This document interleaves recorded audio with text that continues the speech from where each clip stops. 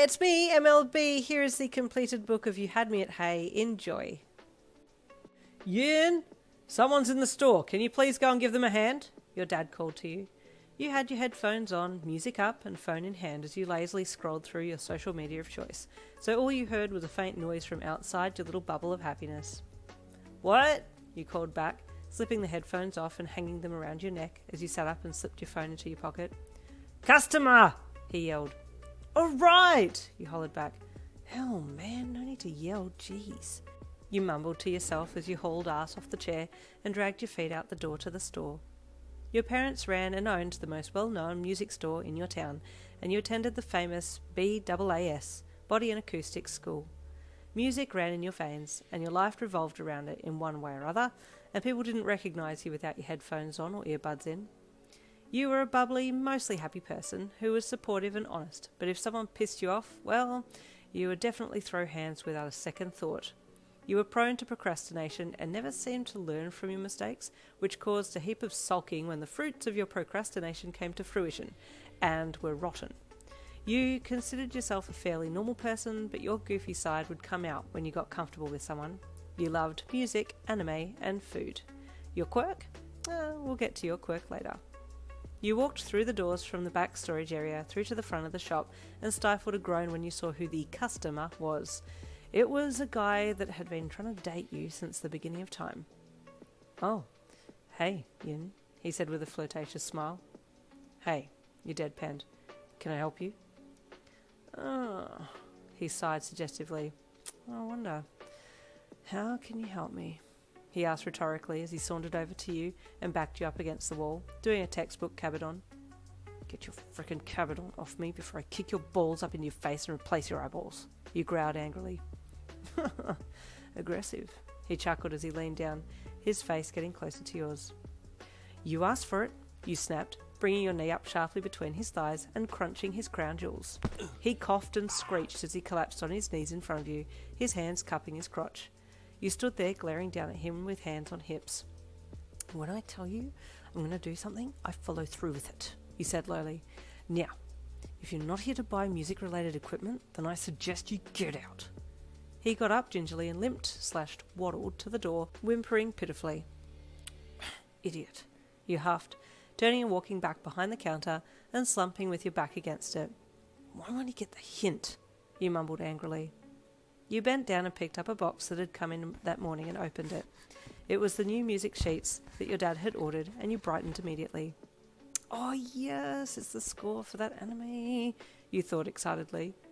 You flicked through the first few and then stopped on your favourite anime opener, humming along as your eyes scanned the words. Hey, a somewhat apathetic voice said from behind you, and you spun around in surprise, not expecting anyone to be there. Oh, hey, you replied in a startled voice. Sorry, I didn't hear you come in, you added as you quickly closed the book and put it down. What can I do for you? The girl, who looked to be about your age, stood there, eyeing you with a lazy look for a bit, while aimlessly twirling one of her ear jacks around a finger and chewing her gum thoughtfully before blowing a bubble with it. The bubble popped, and she pulled it back inside her mouth before asking her next question. Was that, the song from the anime? The girl asked in a casual tone. Okay, I don't even know who you are, but we're getting married, you replied with a dead straight face. What? She yelped in surprise as she stepped back, one arm up, crossed across her chest, as if to defend herself, a light blush dusting her cheeks. I'm kidding, you laughed. No, but seriously, how did you pick that up from me humming like, 2 lines? You asked in awe. Lark, the girl replied as she looked away with embarrassment. You're lying, you laughed. Are you a musician? No, well, kinda. My parents are musicians, so I've been around music my whole life, I guess, she said with a shrug as she looked down, tugging on one of her ear jacks again. Well, that's an amazing ear for music you have, you said honestly. The girl hummed, hiding her face with her fringe as she bowed her head further. Realising you were making her feel a little uncomfortable, you cleared your throat and changed subjects. So, can I help you with anything? You asked. Oh, yeah, just need to get some new drumsticks for my dad, she said in an even tone as she continued to play with her ear jack and avoid eye contact. Yeah, sure, he replied happily. Come with me. You walked out from the counter and jerked your head towards the drum section of the shop, indicating for the girl to follow you. "This way," you said with a smile as you turned to walk off. As you turned to go, you quickly checked the girl out. She was cute. She had a black choker on and a mustard yellow top that had "Deep Dope" written in scratchy font on the front of it. She was sporting fishnet stockings under black short shorts, with black boots and a black leather jacket on as the finishing touch. Her aesthetics are on point, you thought as you showed her where the drum accessories were. "So, what's your name?" you asked her as she reached out for one of the boxes of sticks. "Jirou. Kyoka Jirou," she replied matter-of-factly. "Yours?" "Yin Lin," you replied with a smile. "Call me Yin." "Cool," she said. "You can call me Jiro." "Sweet," you replied with a grin. "You a musician?" she asked bluntly as she turned the drumstick box over to read the information on the back. Yeah, I go to BAAS, you replied. "Sick," she replied in a casual tone, blowing another bubble with her gum as she relaxed her weight onto one leg. "You?" you asked again. "Hero course, UA," she replied. "A hero? That's awesome," you said enthusiastically. "Yeah," she said with a shrug. "It's okay, I guess. But you could be a hero, too. You're already pretty badass with your self-defense. I saw that guy get his ass kicked by you." Her onyx eyes settled on you, and you felt your heart flutter slightly as your face went bright red. "You saw that?" you squeaked embarrassedly as you covered your mouth with your hands. "Mm-hmm," she hummed, blowing another bubble with her gum. "I like a girl with balls," she added with a closed-lipped smirk. You had absolutely no comeback to that, so you just stood there looking stupid. "I'll take these," Jiro said, looking back at the box of drumsticks in hand. Sure," you stammered, walking past her to head back to the counter, giving her another side glance up and down as you passed her. She followed you back to the counter and paid for the drumsticks before giving you a small closed-lipped smile. "Laters," she said with a small smirk as she turned to go. You watched her walk to the door of your shop and leave, before slumping down on the counter with a love-struck look in your eye. "Oh, there goes my wife," you thought with a chuckle. How hot was she, though? Just my type. That night, you were in bed watching anime on your laptop, when you remembered you had a music assignment due the next day. Oh gosh, I should do that before it gets too late and I fall asleep. You thought as you continued to lie there watching the laptop screen, not even moving or in any way indicating that you were going to act on your thoughts. "I can't mess this chance up because if I fail this assignment, I fail that class and I have to do it next year." The next thing you knew, it was morning. "Oh no," you rasped as you woke up. "Oh crap, the assignment." You looked at your bedside clock and screamed again. "Ah! I was supposed to be at school 10 minutes ago." Having fallen asleep while watching anime last night, you'd forgotten to set your alarm for the next morning. You flew out of bed and quickly changed into your school uniform, grabbing your recording device before racing downstairs to the shop.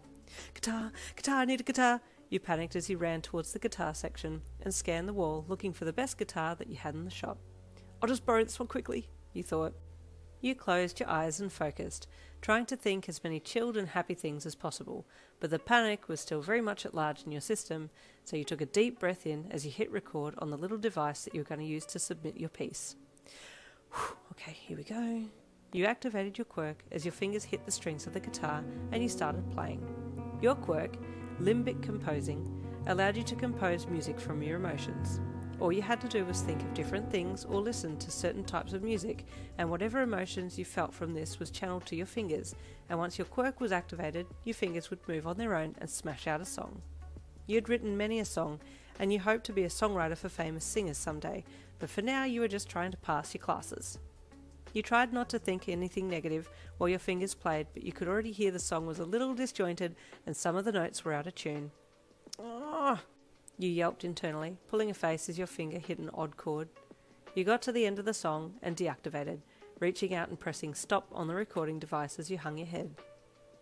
Man, I really hope they accept this," you thought as you hung the guitar back up on the wall and picked up the recording device before running back to your house upstairs, above the shop, grabbing your bag and a sweet bun for breakfast, then racing out the door and heading off to school. "Miss Lynn, can I have a word with you?" your teacher called out to you as you stood up to leave at the end of class that day. "It's about your submission," she said. Your heart sank. "Sure," you replied flatly as you walked up to the teacher's desk. "Miss Lynn," the teacher said, pushing her glasses up onto her nose, I listened to your piece earlier. Yeah? You asked hesitantly. I am sorry, but we have had to fail you, she said bluntly. I know you have so much more to give us than what you submitted today. You hung your head in shame. This is the second time we have given you another chance, and if you are not going to take this seriously, then you will have to suffer the consequences, she said, crossing her arms across her chest. Yes, miss, you mumbled as you stared at the floor, tears welling up in your eyes. We will call your parents tonight and send a letter home explaining the situation, the teacher continued. You will be resitting this class next year. You nodded glumly, unable to speak because of the lump in your throat. You can go now, the teacher said with a sigh. I hope you learn from this. You turned sadly and trudged out of the classroom, heading for home. Tears spilled down your cheeks as you walked with your head down, your sadness turning to anger as your walking went from slow-paced to more of a march. Screw the teacher. Screw this class. Screw school. Screw my friggin' life. Just friggin' frick everything that ever fricked, you monologued internally, your brows knitting together as you stormed the rest of the way home. You threw your bedroom door open, then swung around and slammed it shut, flinging it as hard as you could, screaming angrily as you did so. You spun back around and threw yourself at your bed, landing heavily with a bounce before burying your face into your pillow and screaming again. I want to die, you deadpanned as you rolled onto your back. Alexa, play Despacito. Suddenly there was a knock at your door. Was that you slamming the door before? Your dad asked sharply. Sorry, I tripped, you lied as you lifted your head to look at him. If I told him I slammed it, I'd be in even more trouble.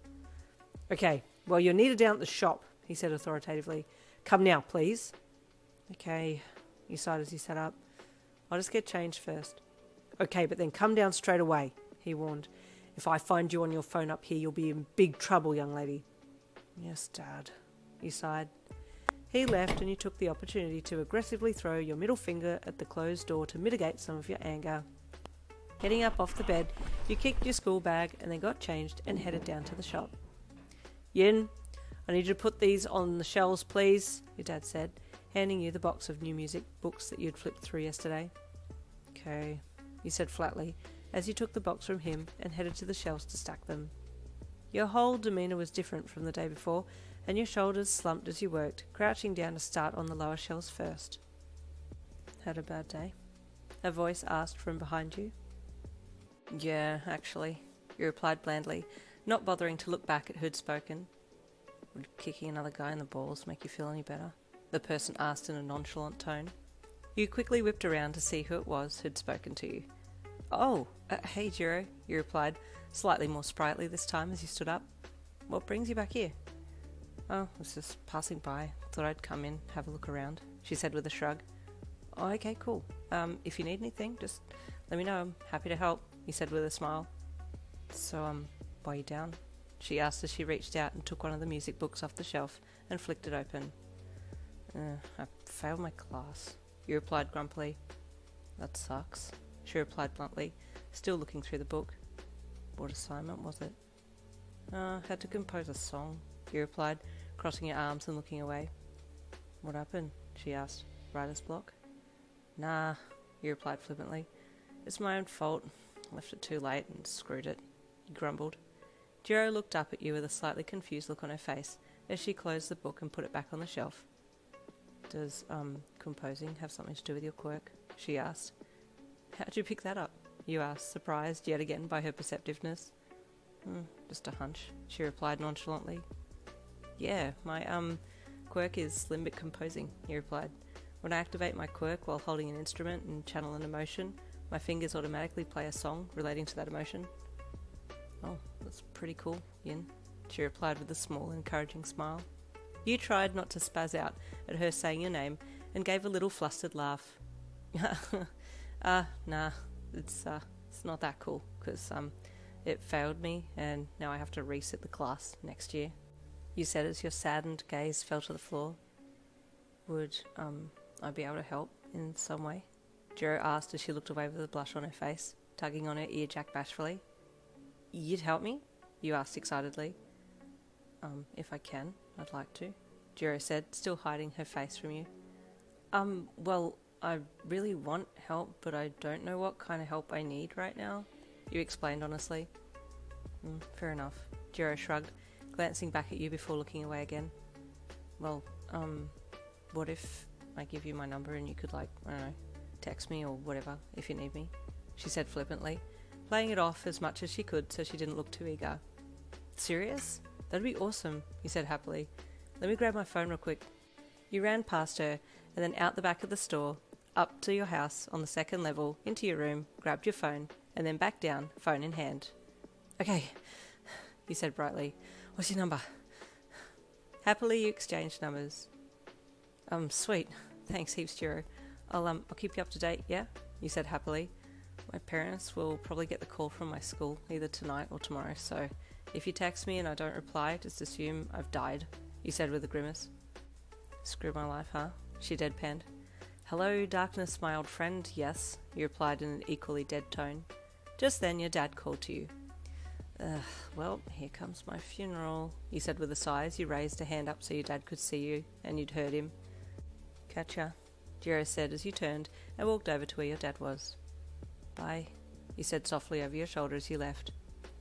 We need to talk, Yin Lin, your dad said sternly. I just got a call from BAAS. You grimaced and looked down at the floor. You're in serious trouble, he said angrily. Get upstairs now. After getting a severe tongue lashing from your father about how you were wasting his money, him meaning that he was paying for your schooling fees and you were failing and causing him to pay more money, you dragged yourself to your room. You flopped down onto your bed, feeling absolutely void of emotion. You didn't feel like crying, you'd already passed that emotion half an hour ago. Just then your phone dinged. It was Jiro. You pounced on your phone eagerly. Did you die? Jiro's message read. Barely alive, you texted back. What happened? She asked. Got chewed out by Dad.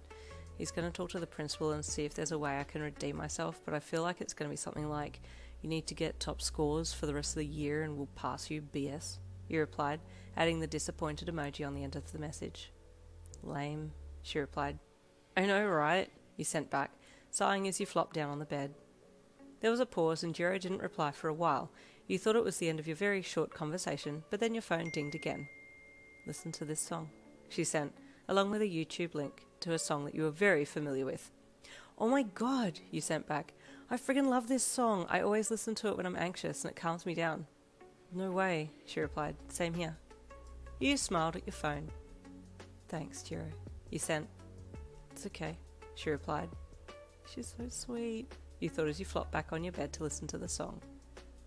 The next day at school, you were called into the principal's office.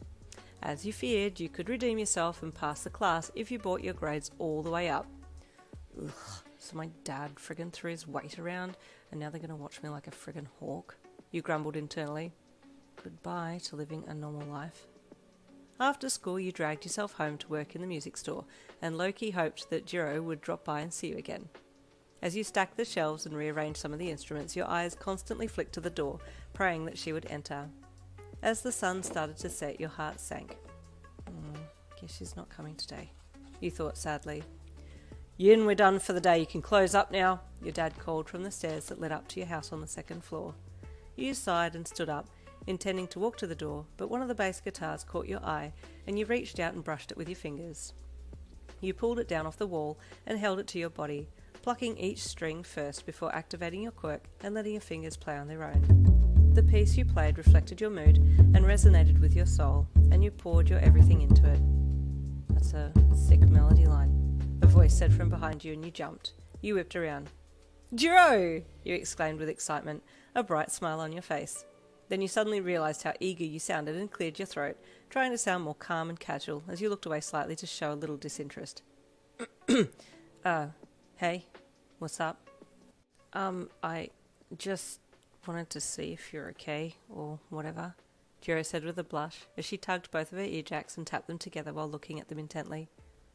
I'm stupid, sorry, I should go.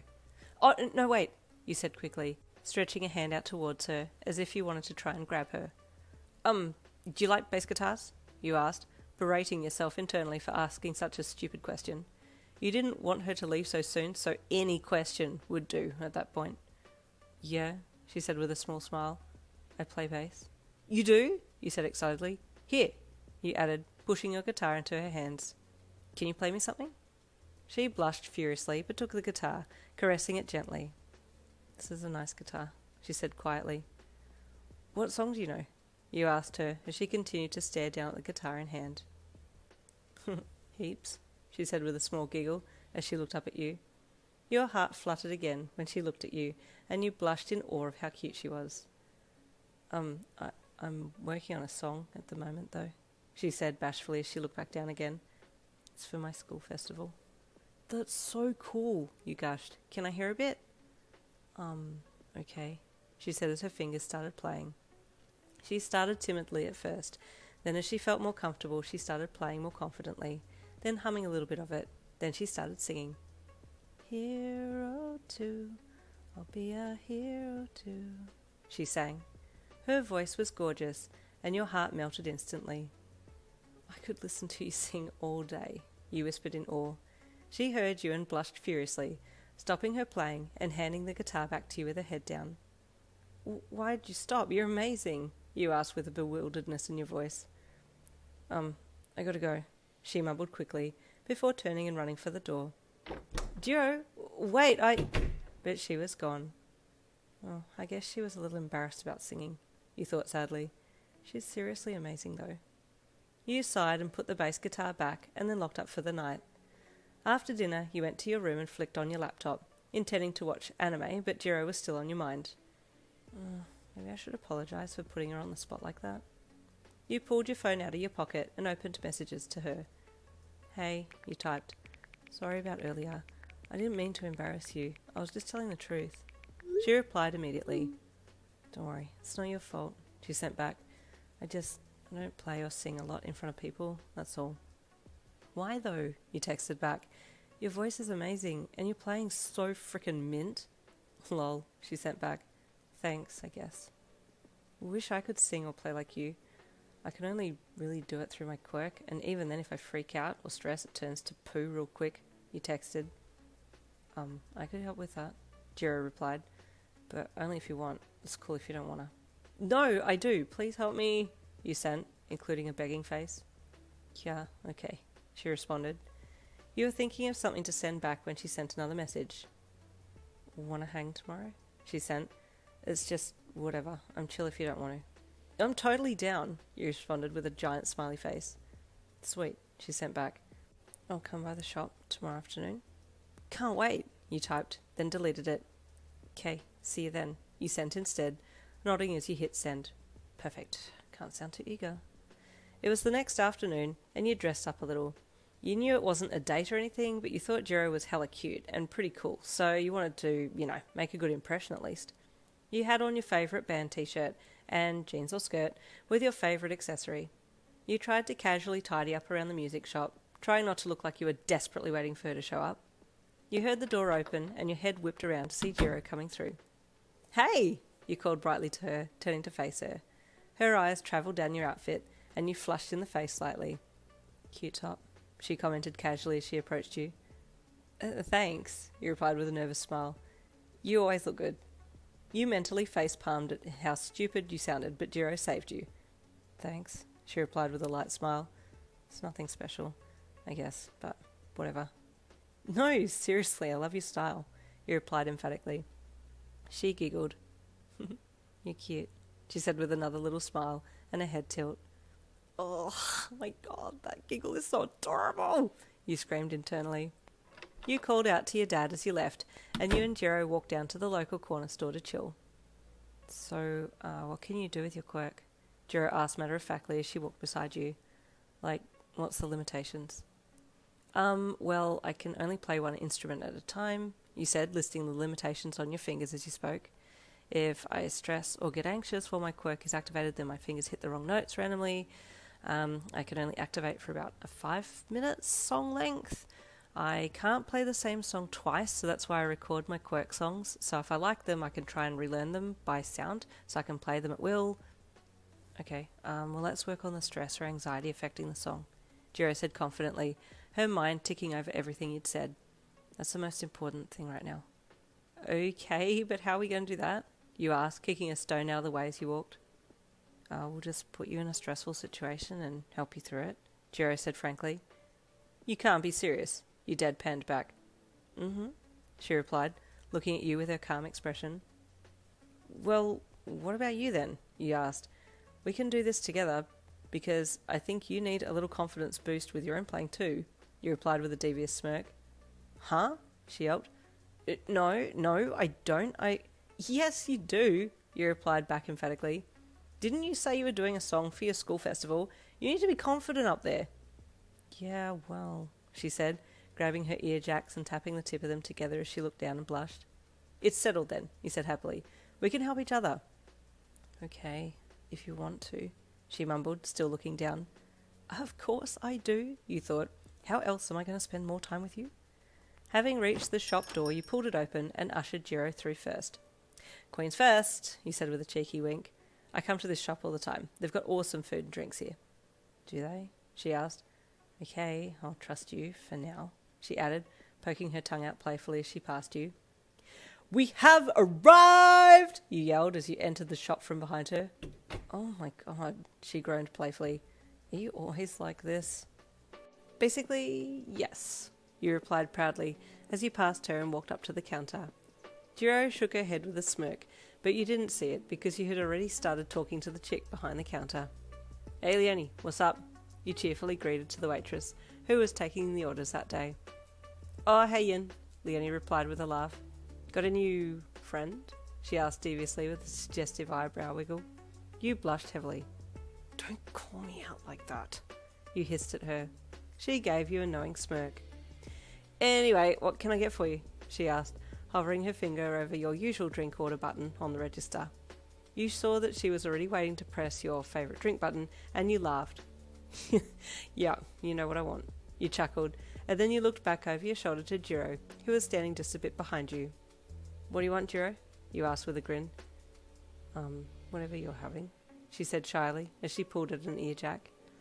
Okie dokie, make that two, you said with a smile to Leonie. Sure thing, she replied brightly. So, how's the writing going? You asked her. Yeah, good actually, I just started a new book. 5 chapters in, she replied. Oh, sweet, I'll have to check it out, you replied. Then you looked back at Jiro. Jiro, this is Leonie. She writes stories on YouTube. Cool, Jiro replied plainly. What stories do you write? You know, Leonie said with a vague hand gesture and a nervous laugh. Anyways, grab a seat, babes, and I'll bring your drinks over. Jiro nodded and looked away, scanning the available tables, and you glanced back at Jiro. Marry this one, Leonie whispered lowly to you before giggling and scooting backwards towards the kitchen part of the shop to help with the drink preparations. Your head whipped around in embarrassment when you heard what she had said and blushed furiously. You'd better make that happen, Leonie, you whisper yelled back to her, and she threw you a wink and a backwards peace sign before disappearing out the back. You shook your head with a smile and turned around to face Jiro. So, where do you want to sit? You asked her. She pointed to a booth seat close by, and you nodded. Good choice. You both sat down and started talking. So, I haven't asked about your quirk yet, you said casually to the cute purplet. It's kind of obvious what my quirk is, Jiro replied dryly, making her ear jacks move on their own, and she leaned her chin into the palm of her hand as she rested her elbows on the table. Oh, wow, I didn't know you could move them without touching them, you commented. Yeah, I can move them like my arms and legs, and they stretch too, she added, manoeuvring her right one forwards to boop you on the nose. Cute, you giggled, and she blushed as she retracted the jack. I'm assuming that you have good hearing due to your quirk? You questioned, leaning back against the chair with your arms crossed casually across your chest. Yeah, and in my hero costume I can plug the jacks in and channel the sound of my heartbeat into the speakers on the legs, causing vibration attacks. Oh, that's so freaking cool, you gushed. We're a good pair, Jiro commented casually to you as her relaxed, expressionless eyes met yours. We're both kind of musically related. Well, I ship it, a voice suddenly said from your left, and you jumped. You'd been so engrossed in Jiro you hadn't noticed Leonie walking up to the table with the drinks. Can you not? You yelped in embarrassment at the waitress. She chuckled. Jiro just looked confused.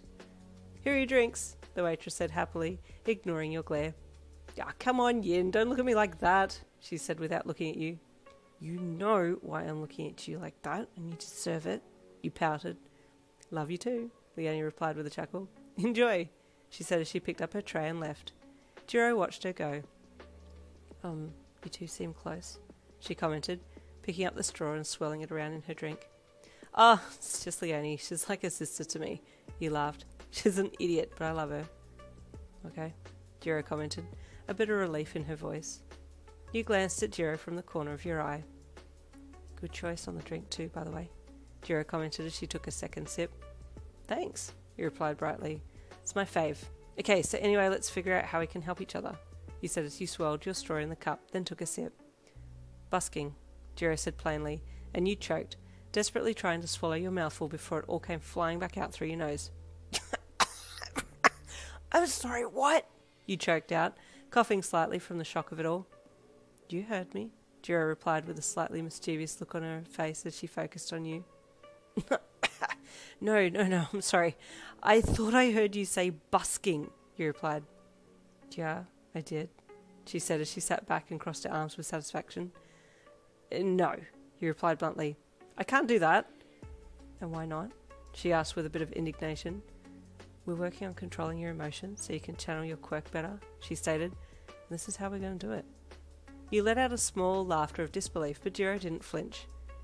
You're seriously going to make me do this? You deadpanned. She replied with a smirk. Okay, then you have to busk as well then, he replied cheekily, back with take that type of smirk. What? She yelped. No, this is me helping you. Yo, listen, I'm helping you too, remember, and you need to build confidence for your school performance, he said confidently. No, I'm not singing. I'm just, I don't know, playing the bass, I guess, she replied, looking down so her fringe covered her eyes. No, you're not. You're going to be the lead singer, he retorted emphatically. Your voice is amazing. It would be a crime not to have you front and center. But... No, you said sharply, smacking your palms down on the table. We're both going to busk to improve ourselves together. Sing and play together? Busk together? Jirou asked. Yes, well, I still think you need to solo some of it just to really put you on the spot, you jeered cheekily. No fair, she deadpanned. In that case, you need to do some solo as well. Okay, deal, he replied, reaching out your hand over the table with a closed fist ready to deliver a fist bump. Jirou gave you a small smile and fist bumped you back. Deal, she said. Movement in the corner of your eye drew your attention, and you glanced over towards the counter where the waitress, Leonie, was standing. You saw her quickly hide a pen and paper, and then whistle very conspicuously, and pick up a cloth to make it look like she was cleaning, and you shook your head. Ugh, I swear to God, if she's using this in one of her stories. After chatting a little more with Jirou, getting to know her a little better, you both thought it best to head back to your shop before it got too late. Hey, thanks, you said gratefully to her when you stopped at the shop door. Don't know why you're thanking me, but you're welcome, I guess, she replied with a shrug. Good luck at school tomorrow, he said with a smile, reaching for the shop door handle. Thanks, I've got work placement, she replied. Oh, cool, who with? You asked. Death Arms, she replied casually, idly twisting her ear jack around her finger. I interned with him once before, so I chose him again for this round of work placement. Awesome. Well, good luck. Don't get into any trouble, alright? Because I can't save you with my quirk. Well, I could play a super stress-inducing piece that's off-key because of my own stress, but, you know, you said jokingly.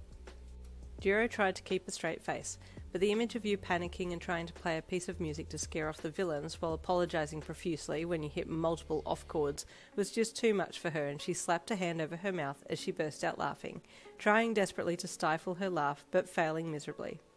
Her contained splutter of laughter was music to your ears, and your face lit up as she continued to chuckle to herself. I'm sorry, she laughed, clutching one arm around her middle. That thought was just hilarious. You chuckled. No, please, continue. I could listen to you laugh all day. Jirou blushed, and her enthusiastic laughter turned to a bashful chuckle. Oh, she said shyly as she tucked a strand of her bob-length hair behind an ear. Anyway, you said, after you cleared your throat. I better, go. Oh, right, sure, yeah, she said with a gorgeous little smile. I'll, see you later then?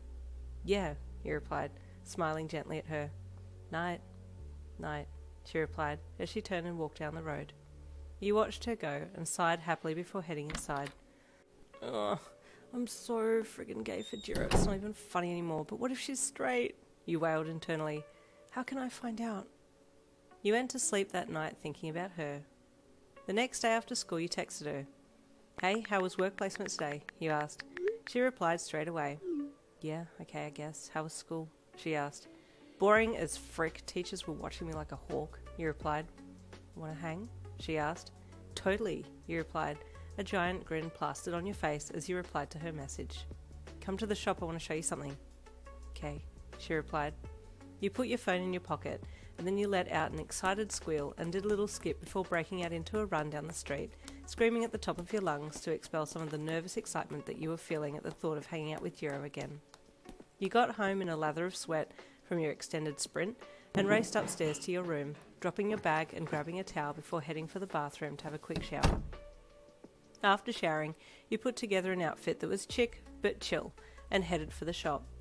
It was another half hour before Jiro arrived, and your heart skipped a beat as she entered the shop.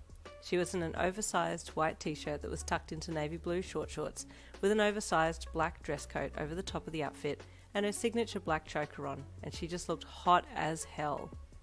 Hey, you greeted her, trying desperately not to check her out too much. Love the jacket. Thanks, she replied with a little smile. Your outfit is so friggin' cute, she added as her onyx eyes took you in. Okay, you replied with a shaky smile and a sheepish back of the head scratch. Come with me. I want to show you something, you said, waving her to come with you. She followed you out the back of the store, through a door, into a fully equipped recording studio. Her eyes widened as you flicked on the lights. Whoa, she said in calm awe. This is dope. I know, right? You replied with a laugh as you walked over and sat down in one of the roller chairs in front of the sound panel. If you ever need to record anything, just hit me up, yeah? Totally, she replied, walking over and sitting down in another rolling chair and then rolling up next to you. Okay, you're up, you said brightly, doing an open hand gesture to the sound room where artists would sing or play. I'm sorry, what? She deadpanned. Go, you said cheerfully. Grab an instrument and play something and I'll record it. I'm sorry, but no, Jiro said bluntly, her asymmetrical fringe swaying as she looked at you with her head tilt. I'm sorry, I'm deaf, you replied just as bluntly as she had been. I heard you say yes. Jiro giggled with her nose wrinkled slightly. You know if you're deaf you can't hear right, you doofus. You grinned stupidly at her. Get in there. Play me that song that you were playing before, the one that you're going to play for the school festival, you said with an encouraging smile. I've kind of got writer's block with that song at the moment, Jiro sighed as she rested her elbow on the sound desk, her fist up against her cheek as she sat side onto you. I've got words for the chorus, but not the verses. I'll help you, you bubbled excitedly. Take that bass guitar on the wall and get in there, you said, clapping your hands emphatically. Fine, Jiro sung with a resigned eye roll as a smile played on her lips, and she got up and followed orders. You turned all the systems on and adjusted the sound in anticipation for Jiro to sing and play. She grabbed the bass guitar and entered the sound room. Talk into the mic, you directed as you held your finger down on the intercom between the sound room and the boardroom. Testing, she said as she leaned closer to the mic. You adjusted the sound and then gave her a thumbs up through the window. She looked down at the guitar, standing with her legs slightly apart, a real rockin' stance. Then she started to play. You held your breath as she looked up slightly, her lips parting as they got closer to the mic. Hero too, I am a hero too, she sang softly. Louder for the brother in the back, you hollered into the intercom. She jumped with fright but kept playing and singing. My heart is set, she sang louder, and I won't back down. The hair on the back of your neck stood on end, and a wave of goosebumps immediately shot through your arms and legs. Hero too, she sang as her confidence grew. Strength doesn't make a hero. True hero stands up for what they believe, she sang with a smile directed at you. So wait and see. She stopped playing, and you stood up and gave her a one-person standing ovation. It's not that good, she whispered bashfully as her head hung. Objection, Your Honour, you yelled into the intercom, your lips pressed up against the mic so the sound distorted, and Jiro giggled. Can you stop? She chuckled embarrassedly. Nope, you replied, doing your best imitation of the voice from the grandma from Moana. Jiro giggled again. Okay, Yin, it's your turn, she said as she walked towards the sound door and opened it, holding the bass guitar out as she stepped through the door. What am I going to play, though? You asked, getting up from your seat. Use your quirk, she said with a shrug. I haven't heard you use your quirk yet, she said as she walked over and placed the neck of the guitar into your outstretched hand. Okay, you said with an embarrassed blush. What if my quirk song is crap, though? No such thing, she said bluntly, as she walked past you and sat down in your seat, doing a spin in it for good measure. Impress me, she said, with half-lidded suggestive eyes and a smirk, as she kicked the chair to spin it around. The chair spun back around to face you, and she casually leaned down on the armrest and kicked one leg up and over the other, her steadfast gaze rendering you speechless. Oh, holy hell, she's hot, you thought as you swallowed thickly, your heart starting to throw Detroit smashes against your ribcage. Go, she commanded lowly, and you almost got on bended knee and confessed your undying love for this quietly dominating queen. Roger, you replied stupidly, giving her a sharp salute as you spun around and headed into the sound room. You don't need to touch anything on the panel board, you said into the mic when you saw her looking at all the buttons and sliders. I've already set it up. Thanks, she said with a smile as she pressed the intercom button.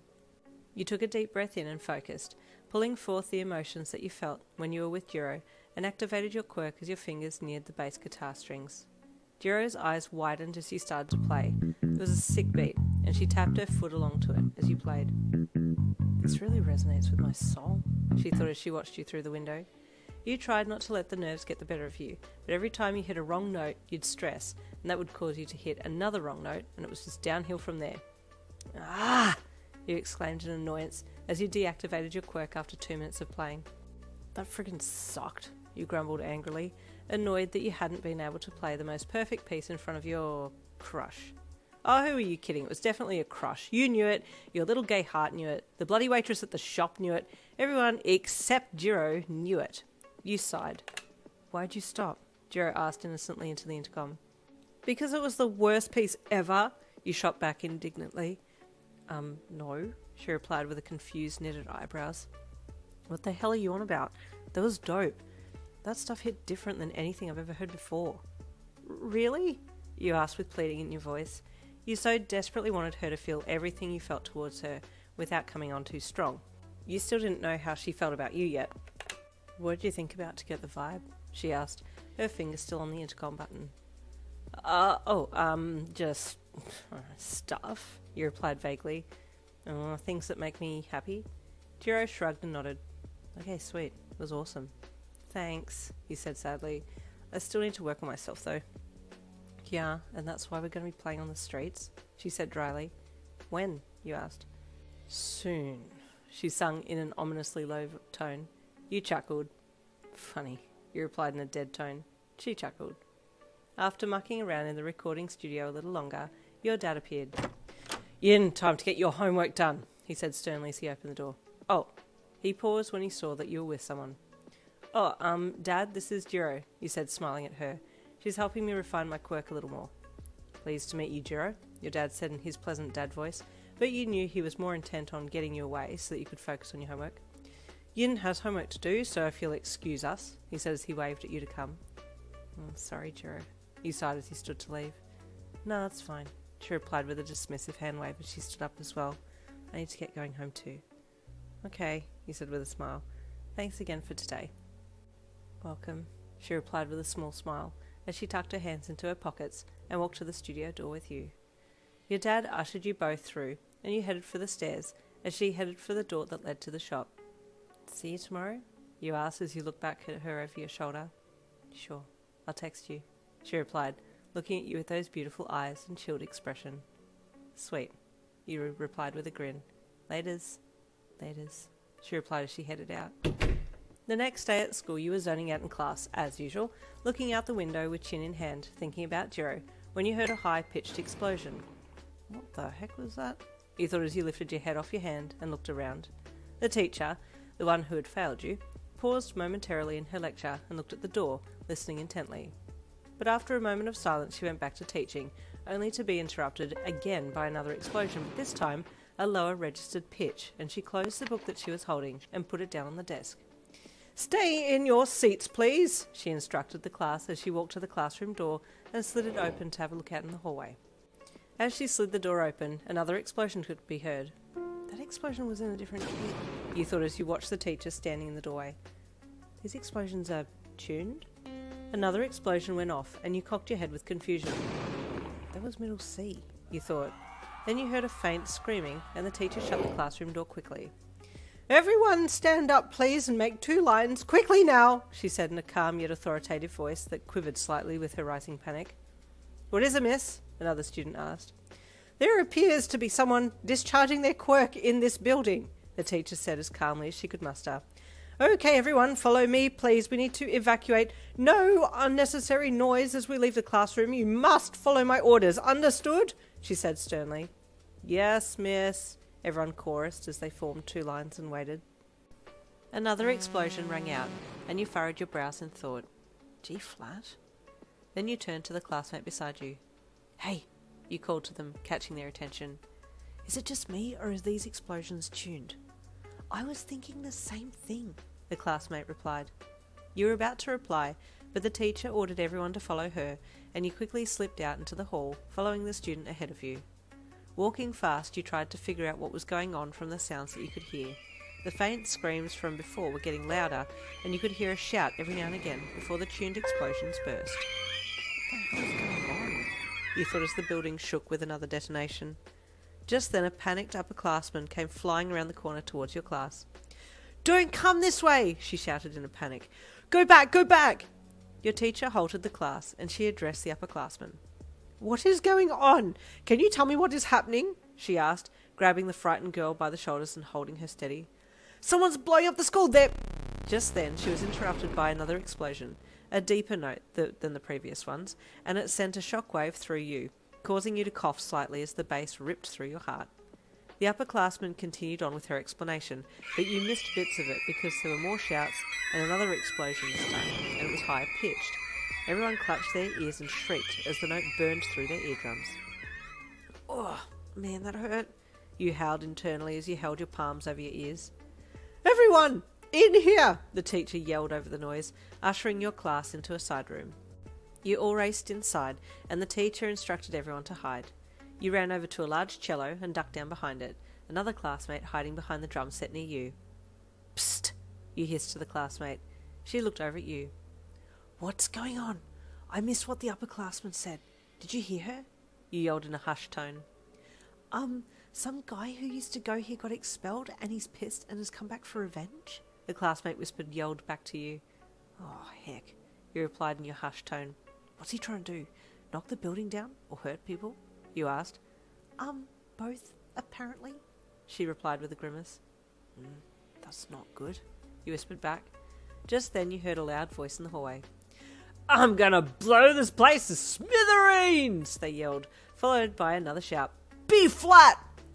What the heck? You half laughed internally. Who is this dick? Suddenly there was an explosion in B flat, and you jumped in shock as the note reverberated through you. Okay, that was closer that time. Is the guy just outside our room? You thought as you peeked out from behind the cello.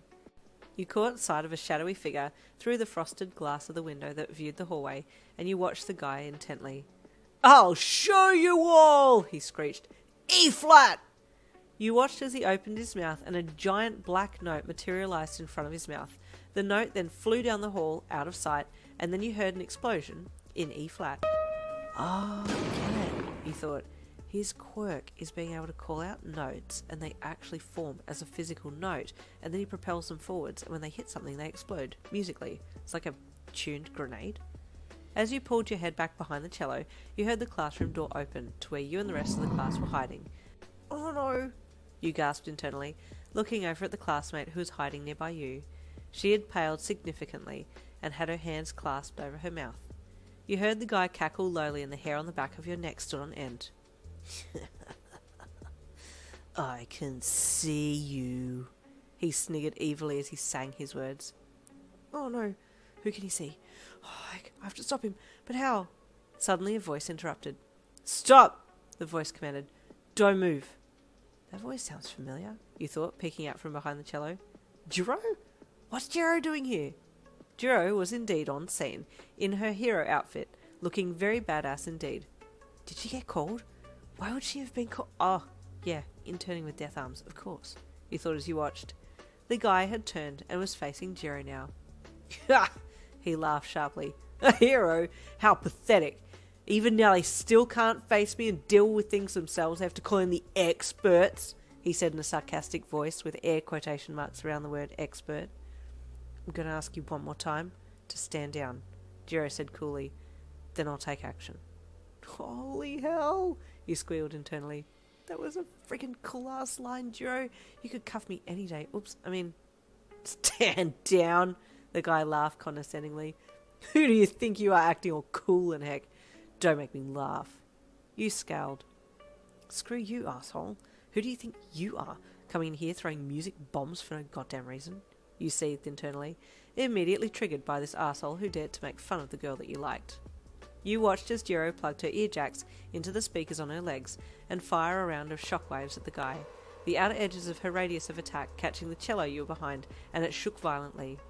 You gasped and grabbed onto it, but unfortunately it was on a one-way track to hitting the ground, and all of a sudden you were exposed. Oh no, you whispered as the guy, who was determined to wreck the school, turned to his left and saw you crouching on the floor. Jin? Jiro called in mortified surprise. Ha ha! A friend of yours? The guy yelled with villainous excitement as he turned to face you. C0! He shouted. A huge black note formed in front of his mouth and flew towards you. Yin, run! Jiro called loudly to you, and you jumped and then rolled out of the way as the music note smashed into the wall behind you, where you had been. The note exploded in the lowest C note on a piano, and the sound sent shockwaves into the room, the volume and depth of the note making it hard to breathe through the vibrations that it sent out. Jiro ran over to you and crouched down beside you. You okay? She asked in a highly concerned voice. I'm okay, you coughed. Stop that guy though, you panted, trying to get your breath after that bass attack, pointing to the guy in question. He's an ass. He was standing there leering at the two of you. Whoa, two little girlies having a cuddle and a cry, he mocked, making the crying motion with his fists held to his eyes. You're all freaking pathetic. You scowled and sat up, about to say something, but Jiro's hand on your arm stopped you. I've got him, she said lowly, looking at the guy who dared to talk to you like that. I'm not supposed to fight, because I'm just an intern, but if he messes with you, he messes with me. And he's just screwed up big time. Wait, Jiro, I don't want you to get in trouble, you gasped. Where's Death Arms? Just then the guy took a sharp breath in and shouted another note. There's no time in, it's me or nothing, Jiro said sharply, standing up and plugging her ear jacks into her leg speakers once again. She turned and directed her vibrations at the guy, her shockwaves halting the note and causing it to explode midair. You squinted and smacked your hands over your ears as the high-pitched note exploded, and you saw Jiro do the same, retracting her jacks from her leg speakers with a grimace. Oh, that note probably hurt her ears, you thought worriedly. The guy shouted another note, and Jiro quickly plugged her ear jacks back in and fired off another round of vibrations, exploding the note midair again. It was a lower note this time, but still just as loud, and you saw her wince again. Get it done, Jiro! You can do it! You shouted as the sound of the note dissipated. She didn't look back at you, but you knew she had heard you, and her posture straightened as she fired off another round of sound waves. Where are those vibrations being made from? You thought as you watched her. Is that her heartbeat she's amplifying? Time and time again, Jiro sent her amplified heartbeat back to the guy, and you noticed that slowly his notes were being exploded closer and closer to himself, as her amplifications intensified and pushed them away from where you were. Keep going! Keep going! You shouted with excitement as you saw that the guy was struggling to get notes out amid Jiro's vibrations. The guy cursed loudly, then screamed another note. E-sharp! The guy screamed fearfully as he saw his notes were exploding closer and closer to himself. That's just the F note, you idiot! You screamed at him, drawing his attention, as Jiro's vibrations exploded the note almost directly in front of him. He threw his arms up in front of his face to shield himself from his own explosion, but it knocked him off his feet, sending him sprawling onto the tiled classroom floor. Jiro quickly switched from using her leg speakers to two smaller speakers on her arms, plugging her jacks in at lightning speed and slamming her fists into the floor, sending one last shockwave at the guy, ripping up the floor in the process. At that moment, Death Arms arrived and flew through the door, easily jumping Jiro's waves of rippled tiles and pinning the guy to the floor. "Good job, Jirou!" Death Arms called to his intern, and she smiled as she panted furiously. "Jirou, get the students out of the room ASAP!" he commanded, and she nodded, spinning around and pointing at you. "Yin, run, get out of the room and wait in the hall," she directed, before turning her attention to the other students. You nodded and got up, running for the door and out into the hall as she directed. I wonder why she called me to go out first. Maybe because that way I can call students to come to me when they come out. That way they'll have someone to focus on and run to, you thought. As student after student exited, you called them to you and kept everyone in a huddle, doing your best to calm stressed or frantic classmates. Where's the teacher? You thought as you looked around the group. Is everyone here? You called, standing on tiptoes to try and see everyone. No, this classmate and another one got hurt, Yin, one of your friends yelled out. And I don't know where the teacher is either. I think she got hurt too. The teacher was near me, Yin, one of your other classmates called to you. The back of the upright piano came loose and fell on her. Oh, you replied with a grimace. Oh, like karma is a bitch, though. The devil on your shoulder whispered into your left ear. No, but poor teacher, the back panel of the piano fell on her. That must have hurt. The angel on your right shoulder said in a pitying voice. Just then, Death Arms came out of the classroom carrying a teacher. A few classmates started to panic again. Guys, you called to the class. We're fine, okay? There's still a hero here, you said as you looked around to see if Jiro had come out of the room yet. Death Arms reappeared at that point and told you all to head to emergency evacuation point number 3. Sir, Death Arms, sir, you called to him as he turned to leave. Where is the intern, you paused. Oh, crap, I don't even know her hero name. You panicked. Earphones? Death Arms asked. Yes, you replied eagerly. She has the man responsible for this mess apprehended, he said authoritatively. Oh, okay, I don't want to interrupt, you said sheepishly. She did good, sir. Please tell her that, you said, a little shyly.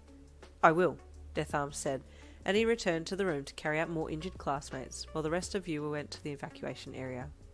Man, what are the chances of her being the one to come and save us? You thought with a chuckle. She was badass, though. Oh my god. After all the mess had been contained, and injured students and teachers had been taken to the closest hospital for assessment, you were all dismissed for the rest of the day, free to go home.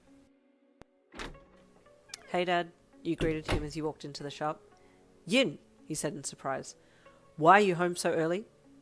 Some random dude decided to sing the school down, you replied, trying to sound as disappointed as possible. Pardon? Your dad asked in confusion. You explained what had happened and he nodded. Okay, well, fair enough, but get changed because I need you in the shop this afternoon.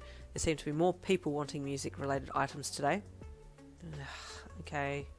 You sighed, slumping slightly as you passed him and trudged upstairs to put your bag in your room and change.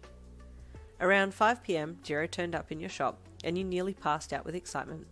Forgetting to control yourself, you raced over to her as soon as you saw her and engulfed her in a hug. Oh my freaking god, you are so damn amazing and cool today. And marry me, you gushed as you pulled back from her, yelling at the top of your lungs. Oh my god, she hissed with embarrassment, lifting her arms up to either side of her head and trying to shield her embarrassed face with her elbows. You're so loud, Yin. Sorry, you laughed. No, but seriously, you were so cool, you said again. If it had been an anime, you would definitely have had the starstruck eyes right now. Were you okay after, though? I didn't get a chance to see you. Yeah, I was fine, she replied in her usual calm voice. The guy got handed over to the police. Had to do some paperwork, boring stuff. Then I came here. Hey, I was meaning to ask, was there a reason you sent me out of the classroom first? You asked curiously. Is it because you trusted me to keep an eye on everyone that followed out afterwards? She blushed. She hung her head, pulling her ear jacks with her hands and tapping the tips of them together in front of her face as she debated on what to say. It's because I care about you, she said softly, still averting her eyes. Oh, that's really sweet, you gushed. I'm really happy we're friends, you added with a grin. Then you realised that you may have misunderstood what she meant by saying that she cared about you. There was this stiff silence, and you immediately knew you had said something wrong. Oh no. Oh, crap. Did I just unintentionally friendzone her? Oh my god, oh no. You panicked internally. Yeah, me too, she said. Her tone of voice sounded a little deflated. Jiro, you started to say. Oh crap, what do I say now? Oh, this is awkward. Do I tell her I'm gay and I have a crush on her? It's okay, Yin, she said softly as she hid her face more. Sorry, I said something weird. No, please don't apologise. It wasn't weird, you blurted out. I'm gay. Wait, sorry, that came out the wrong time. Oh, crap, you garbled, flicking your hands nervously. Jiro looked up at you curiously. Did you just say you're gay? She asked. Yes, I am. Well, I'm gay. We'll just say I'm gay, you said, your blood pressure going through the roof from stress. Really? Jiro asked in her calm, excited voice. Yeah. Oh hell, I'm nervous now, you said with a terrified, hysterical laughter. If I activate my quirk and played a song right now, it would be so freaking terrible, like, you don't even understand how bad it would be. Jiro giggled. Why are you nervous all of a sudden, though? She asked with a little laugh. It's about because I'm about to tell you that I like... Yin, can you please come upstairs? Your mum and I want to talk to you, your dad called out, interrupting your disjointed confession. Gah, you growled.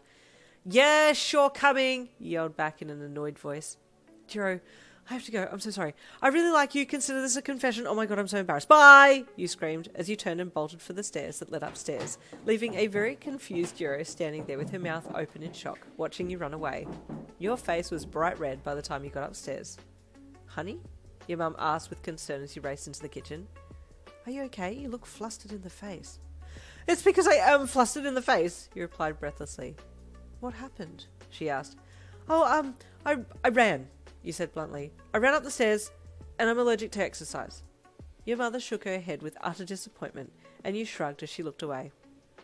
Well, I'm not lying. I actually did run, but that's not why I'm red in the face, you thought as you sat down on the bar stool at the kitchen bench. Your dad walked in, and your mum and he exchanged a secret smile. Yin, we just got a call from the principal's office today, your dad said. Yeah, you replied dubiously, reaching for a slice of whatever your mum was preparing for dinner while eyeing your dad. Your mum quickly slapped your hand away from the food. The principal told us about the incident today and he commended your leadership skills, your dad said, letting his face soften into a smile. He's considering letting you pass the class if you submit an outstanding piece of music. Part of you was excited and the other part died. Ugh, great. So all I need to do is just submit an awesome piece of music and I pass. Plus, they'll get off my back with my grades. And on the other hand, I have to submit an awesome piece of music and I pass. But what if my submission piece is crap? Way to smack me in the face with high expectations, you yelled at your dad internally. If you agree to this, I can let the principal know, your dad said, breaking you out of your internal rant. Can I think about it? You replied dejectedly. What is there to think about? Your dad asked in utter confusion. Oh, well, there's a lot of stress put on me, you replied, trying not to sound pissed as what you felt inside. All you have to do is use your quirk, your dad replied, like it wasn't easy as eating a biscuit. Easy for you to say, you grumbled. I don't have your quirk. Your dad had chromesthesia, or sound-to-colour synesthesia, where each note from an instrument that he heard would cause him to see a colour in his mind. Every note had its own colour. He would then use this to compose his own songs, piece together notes that caused him to see a lovely colour combination in his mind. Each song sounded amazing and unique, and you were quietly jealous that you didn't end up with his quirk. Your mum was the emotional one. That's how you ended up with a blend of quirks. You can do it, honey, your dad said in his reassuring dad voice. I know you can do it. Ugh, empty encouragement. You sighed internally. Thanks, Dad, you replied to him blandly. I'll do my best. Atta girl, he said with a big smile. I'll go tell the principal that I won't be forking out another 10 grand for next year's repeat classes, he said sarcastically as he got up and left the kitchen. You sighed. After dinner, you went to your room and picked up your phone. Your heart stopped as your screen lit up. A missed call from Jirou and a message, you screeched internally. You quickly opened your phone and read her message. Hey, sorry I tried to call. I just wanted to talk about what you said before you ran off. You read, hyperventilating as you read it. Oh crap, what do I say? Is she going to reject me if I say it again? Hey, you replied. Hey, she sent back immediately. Sorry, I just wanted to tell you I like you too. Your heart did backflips as you read the last part of her message over and over. What the heck? No one ever likes me back. Oh my god, what do I do? Your fingers paused over the text pad of your phone, wondering what the best response would be. Awesome, you sent back, including the loved up smiley face for good measure. Cute, she replied, and you squeezed the phone to your chest as you emitted one of those odd scream squeaks that you usually did when you didn't have any other response for how cute something was. You want to chill tomorrow? You sent back. Sure, come to the gates of UA after school. I'll meet you there. I want to introduce you to my friends, she sent. I'll be there, you replied with a big smiley face. You turned your phone screen off and face planted down to your pillow, screaming at the top of your lungs. Oh my god, best day ever! Got attacked by a giant music note, told my crush I liked her and she likes me back! You cried happily to yourself. It was the afternoon the next day, and you raced out of the school grounds and ran towards UA, not even bothering to go home first and change. I told her I liked her, and she said she'd like me back, you squealed excitedly internally as you ran. This will be the first time we see each other again since the confession. Is it going to be awkward? You continued to overthink everything as you neared UA. As you rounded the corner, you saw Jiro waiting for you at the gates. It looked like Fort Knox, massive iron gates and walls surrounding the place. Man, this place is secure. plus, you thought as you got closer. Jiro turned when she saw you, and her face lit up. Oh my god, the most angelic smile, you thought internally. Hey, you greeted brightly as you pulled up in front of her, trying not to let your severely laboured breathing make it look like you were dying. Oh god, I can't catch my breath, you wheezed internally. Hey, Jiro greeted you in her usual calm voice. I wanted to show you the dorms, my friends, she said with a cute little close-up smile. Awesome, you replied, still trying to catch your breath. She swiftly checked you out as she turned and punched the code in to get through the front gates. You blushed when you saw her eyes travel down your outfit and then back up again. So, how's music prep going for the festival? You asked her, trying to make small talk. Yeah, pretty good, actually, she replied as you caught up beside her. Kaminari's being frickin' hopeless, but we'll get there, she sighed. Kaminari? You asked. Classmate, I assume? Yeah, you'll meet him soon, she said. Heads up though, he flirts with anything that moves, so if he tries to crack onto you, just feel free to tell him you're taken, she said casually. Oh, sure, you stuttered. Taken? Taken? Does that mean we're like official? You thought as you gave Jiro a side glance. You made a mental note to ask her when you got a chance to talk to her alone. Jiro led you into her building and up to the common lounge on the second floor. Hey guys, she addressed the classmates who were chilling on the lounges there. Hey, a blonde-haired guy called brightly, his flirtatious yellow eyes locking onto you. He was cute, no doubt about it, and the striking black lightning bolt in his hair was definitely eye-catching, but unfortunately for him, you were gay for Jiro. He got up off the lounge and strolled casually over to you and Jiro, with hands in pockets. Ugh, trust Kaminari to be the first to come over, Jiro said with an eye roll. Hey Jiro, who's the babe? Kaminari asked, his eyes never wavering from you. My girlfriend, she shot back at him, quick as a flash. Ah, damn it, Kaminari said with sharp disappointment, all that bravado disappearing instantly as his face fell. Jiro smirked proudly as you looked at her in surprise. Girlfriend? We haven't even discussed any of that. I'm not mad about it though, you thought. So, why did you bring your cute girlfriend here then? Kaminari asked with a leering smile. You having some alone time in your room? Suddenly Jiro shot one of her ear jacks forwards and swiftly jammed it into Kaminari's ear, the blonde screeching to high heavens as he jittered in shock. Whoa, you said in surprise. I didn't think it could attack as well, you said with a chuckle, referring to Jiro's ear jack attack. I reserve it for special occasions, Jiro replied to you in a bored tone, and you laughed. So, introductions? A bubbly, pink-skinned girl said with glee as she jumped over the back of the lounge and ran over. Mina, calm down, you're gonna scare Yin, Jiro said with a playful smile. Okay, so Jiro hates guys, got it. You laughed internally at the 180-degree turn in personality Jiro had had from Kaminari to this Mina chick. Mina, this is Yin. Yin, this is Mina, Jiro said as she introduced you both. Mina's in charge of dance choreography for the show we're putting on, Jiro said proudly. Her dance moves are dope. She can break dance. No way, you replied. That's awesome. Are you here to help Jiro with her song? She told us you have an awesome music quirk, Mina bubbled. Me? You stuttered in surprise. No, my quirk isn't that good. It's just, you know. She's being modest. Jiro deadpanned. Her quirk is amazing, and she's amazing, she said with a gentle smile, and you looked over at her. You blushed. Oh, you two are so cute, another girl who was serving out cups of tea said. You looked over and saw this gorgeous girl with a ponytail giving you a bright, welcoming smile. Yin, that's Momo. She's playing the keyboards for the song, Jiro said proudly. She's really good, and she picked up the song super quick. Oh, Jiro, you're so sweet. You're just an amazing teacher, that's all, Momo said with a blush. Actually, Yin, Mina said as she jumped into the conversation again. You can help us. We're trying to convince Jiro to sing, but she's insisting that she should just play bass and that's all. What? What heinous crime is this? Jiro, not front and centre? You hollered in your best dramatic theatre voice. God, Yin, Jiro giggled with embarrassment, covering her face with her hands. So loud. No, I'm with Yin, Mina squealed. We need to shout it from the rooftops. I agree, Mina, you yelled, and the two of you continued shouting your appreciation of Jiro and her musical talents until she finally caved. Guys, stop, she wailed in a monotone voice, still trying to hide her face with her arms.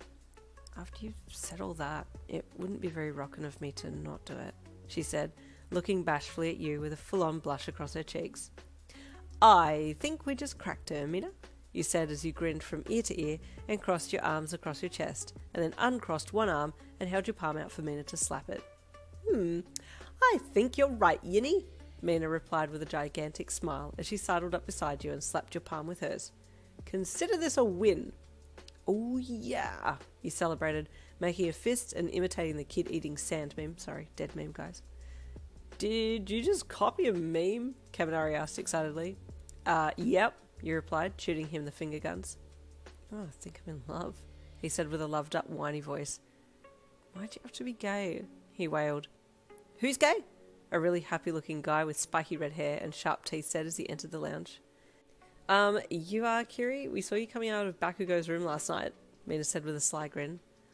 I was just helping him with his homework, the guy named Kiri stuttered as his face turned the same shade of colour as his hair. Mina hummed suspiciously. At 2 a.m? Yeah, well, he couldn't sleep, and it's not manly to leave someone in distress, Kiri babbled. You looked at Jiro with a knowing smile, and she looked at you with the same smile. After meeting a few more classmates, she excused the two of you so she could show you her room. Whoa, it's like with a music store in here, you said with excitement as she opened her door and you stepped in. She giggled. Yeah, I thought you'd say that. You ran over and jumped onto her bed, rolling over a few times before looking up at her with a giant stupid grin plastered on your face. She watched you with amusement. Make yourself at home, she said dryly as she twisted an earjack around her finger. Okay, you replied in a cheery tone, lounging back on her pillow with your arms up above your head and tucking them in behind your hair. She giggled again. You're so cute, Yin. No, you are, Jiro, you shot back with a cheeky smile. Oh, could you call me Kai? She asked shyly, as she then pulled her earjacks in front of her face and tapped them together like she usually did when she was flustered or shy. Of course, you said as you sat up. It's only right that I call my girlfriend by her first name, you replied with a cheeky smirk. Oh, about that, she said, her flusteredness disappearing instantly. I'm sorry, I just kind of got excited and caught up in the moment and blurted it out. You laughed. No, it's fine. I was just surprised, that's all, you said as you sat up slightly. I'm sorry, I should have talked to you first, Jiro said softly. Like I said, it's fine, Kai. Jiro blushed. I also wanted to rub it in Kaminari's face, she said with a smirk. He's so annoying. Man, he was so upset, you laughed. The look on his face. I know, right? Jiro said with a laugh as she walked over and sat down beside you on the bed. I got so much satisfaction out of that, you have no idea.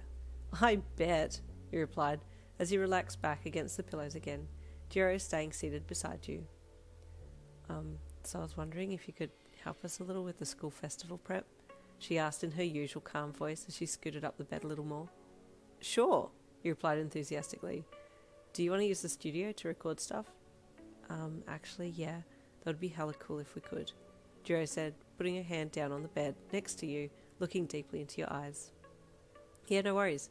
It means I get to see you again too. You smirked.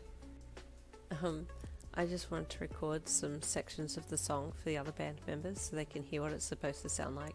Jirou continued, sliding her fingers along the bed sheets as she looked down at them, moving them closer to you and gently toying with the bottom of your school top. Yeah, good idea, you replied, watching as her fingers played with your shirt. There was silence for a moment, and you gently reached down and touched the back of her hand, brushing your fingertips lightly across her porcelain skin.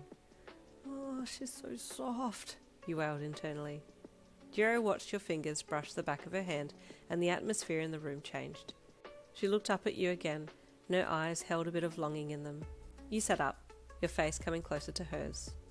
You closed the gap slowly, your nose brushing the tip of her nose as you tilted your head so your lips could connect. Both your eyes fluttered closed as you parted your lips.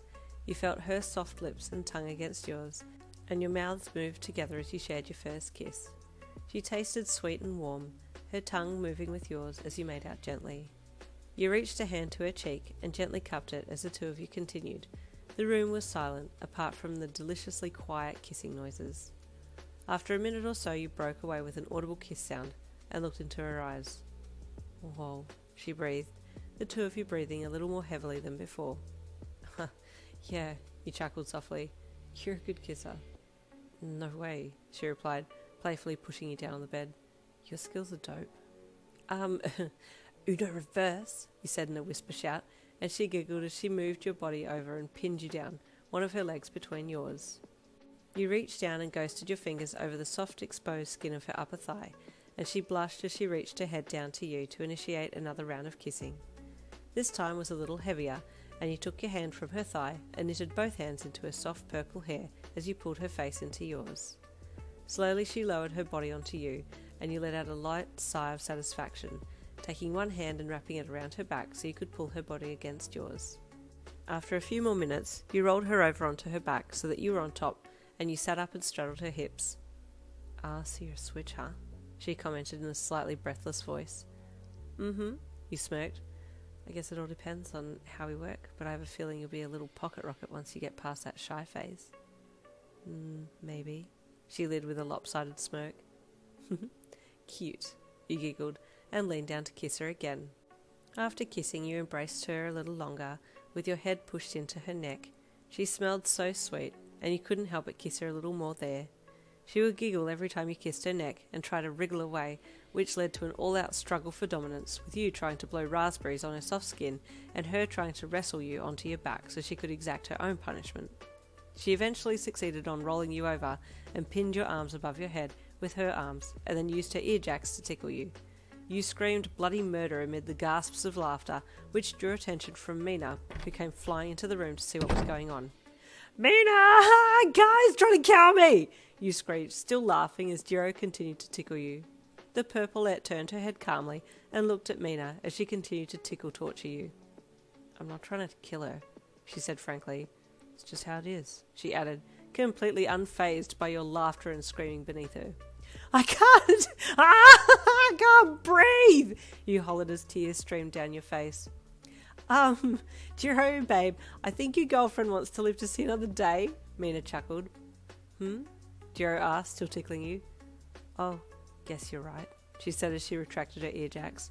Oh my god, you gasped. You're gonna get it when I get my hands on you.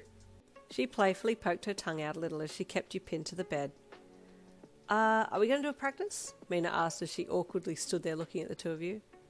Oh, yeah, I guess, Jiro said as she let go of you and hopped off the bed.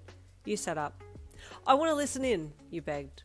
Let's do a performance for Yin, Mina squealed. I'll get some of the dancers as well.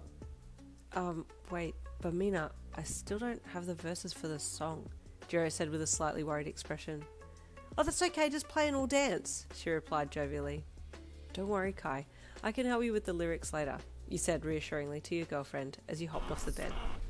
Okay, thanks, babe, she replied, giving you a small smile as she reached out and took your hand as you stood beside her. Okay, sorted then, Mina bubbled, doing a happy little dance on the spot before leaving. I'll round up the dance team. Meet in the lounge in 10 minutes. Sounds good to me, you bubbled back, squeezing Jirou's hand as you continued to smile at Mina. The pink-skinned beauty disappeared out of the room and closed the door behind her. Well, we have a little time before we have to go out. Suddenly, Jirou's lips were on yours, and you stumbled back in surprise, wrapping your arms around her petite waist and pulling her body against yours. You read my mind, you giggled as she pulled back from the kiss. I was going to say we've got a little more time before we have to go out there, so let's make out again. You laughed. You're the worst, she giggled. You're the one who kiss attacked me, you said playfully in defense. Come on, let's go. I want to hear you sing. Wait, Yen, I'm still nervous about singing in front of everyone out there, she said, blushing as she looked down. Hi, babe, don't stress. I'll be there supporting you all the way, and if anyone even thinks about making fun of you, I'll grab the closest instrument, activate my quirk, and play the angriest piece I can. Jirou giggled and clutched a hand over her mouth. Yen, you say the stupidest stuff, and it's hilarious. You grinned stupidly. Yeah, that's showbiz, baby, you said, shooting double finger guns at her, and then blowing on the tips of your fingers and pretending to stick the guns back into the holsters on either side of your hips. Jirou covered her face while she laughed. Ugh, my girlfriend is a dork, she wailed playfully. Yeah, damn right, and I'm bloody proud of it, you replied, placing your fists firmly on your sides and standing proud. She continued to giggle and shook her head. Okay, you idiot, let's go. You squealed and jumped towards her to give her a hug. Carry me, Kai, I'm tired, you moaned, as you quickly ducked behind her and jumped onto her back. Whoa, what? She laughed as you clung onto her back and she scooped her arms around under your legs to hold you up. You owe me more kisses for lugging your ass around, she jeered with a smirk. Or I could kiss you from here, you uttered lowly with a smirk from where you were still cuddled onto her back. She blushed furiously at your tone of voice and carried you out of the room while you placed a delicate kiss just below her ear. Hey, I want to ride, Mina pouted when she saw Jirou carrying you. Ugh, this idiot will be the death of me, Jirou groaned playfully, plopping you down swiftly when she reached the lounge. You owe me, you replied with a smile, making a kissy face. Okay, let's get started, Mina shouted enthusiastically. And that's when you sat up and saw the whole production was ready to roll, with you, the sole audience. Dancers and band members were all poised and in position. Your eyes scanned them all and they smiled at you, ready for the cue. Your eyes met Jirou's as she stood in front of the mic they had set up, which was just a mop that had the base of it encased in ice so it wouldn't fall over. You beamed at her and winked. You got this, babe, you called to her, clapping to punctuate your words. On your count, Bakugo, Mina called, looking over her shoulder to the really pissed-off looking spiky blonde on the drums. Shut up, Raccoon Eyes. I know it's on my count. Don't tell me what to do, he growled. Wait, is that the guy that Kiri was sneaking around with? You thought with a smirk. Okay, you damn extras, Bakugo hollered. Let's blow our ears off, he yelled as he pointed at you with his drumstick. Aggressive. Next minute, there was a massive explosion from his palms, and he started playing like a man possessed. You were shocked, to say the least. Man, he can play, you thought with surprise. He's actually quite good on the drums. The dancers started moving, and you beamed as the song progressed. There was a guy on the end of the line of dancers with glasses on, who looked like he was trying to do the robot instead of the proper dance, and you giggled as Mina sidled up beside him and tried to give him some instructions. Then the chorus came, and Jirou started singing. You were mesmerized. She had the most beautiful voice, and even better, she was yours. You smiled with pride and jumped up to join the dancers. Their moves were simple, so it didn't take you long to catch on, and soon enough you were just as good as Mina.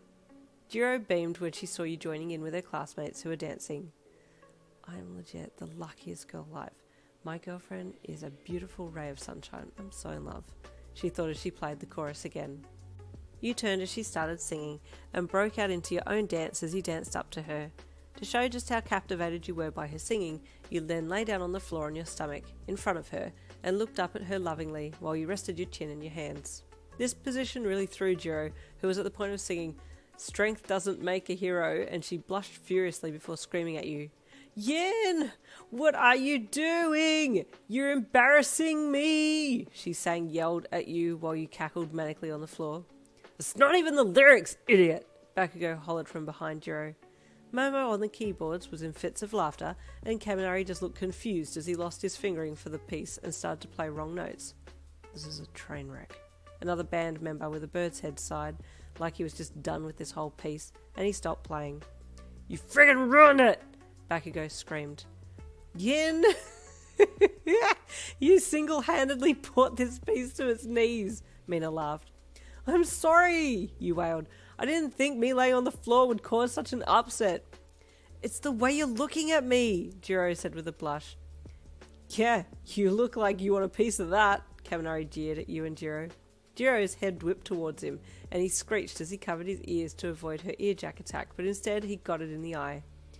"Jirou, I must object to this rash behaviour," the guy who was dancing like a robot barked from nearby. You burst out laughing again. "This class is hilarious."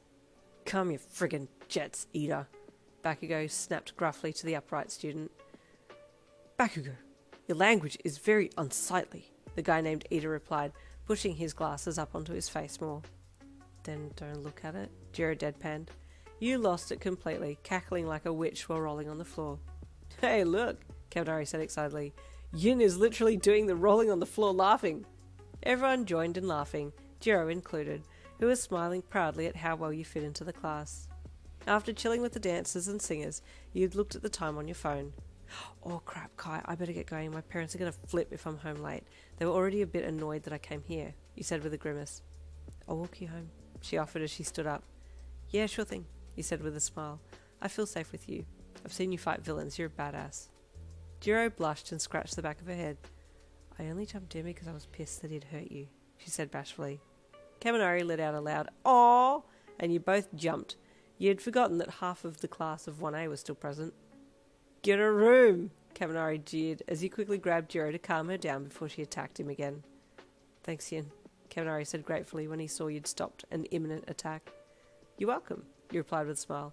"I charge $70 an hour as a bodyguard. I'll invoice you later," he said with a wink. "Wait, what?" he asked, confused and mortified that he had somehow signed up for you being his bodyguard, completely missing that you were joking.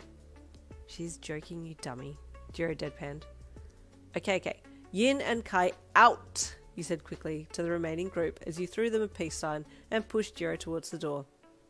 "Bye," the remaining classmates chorused, among other things like "nice to meet you" and "see you again soon."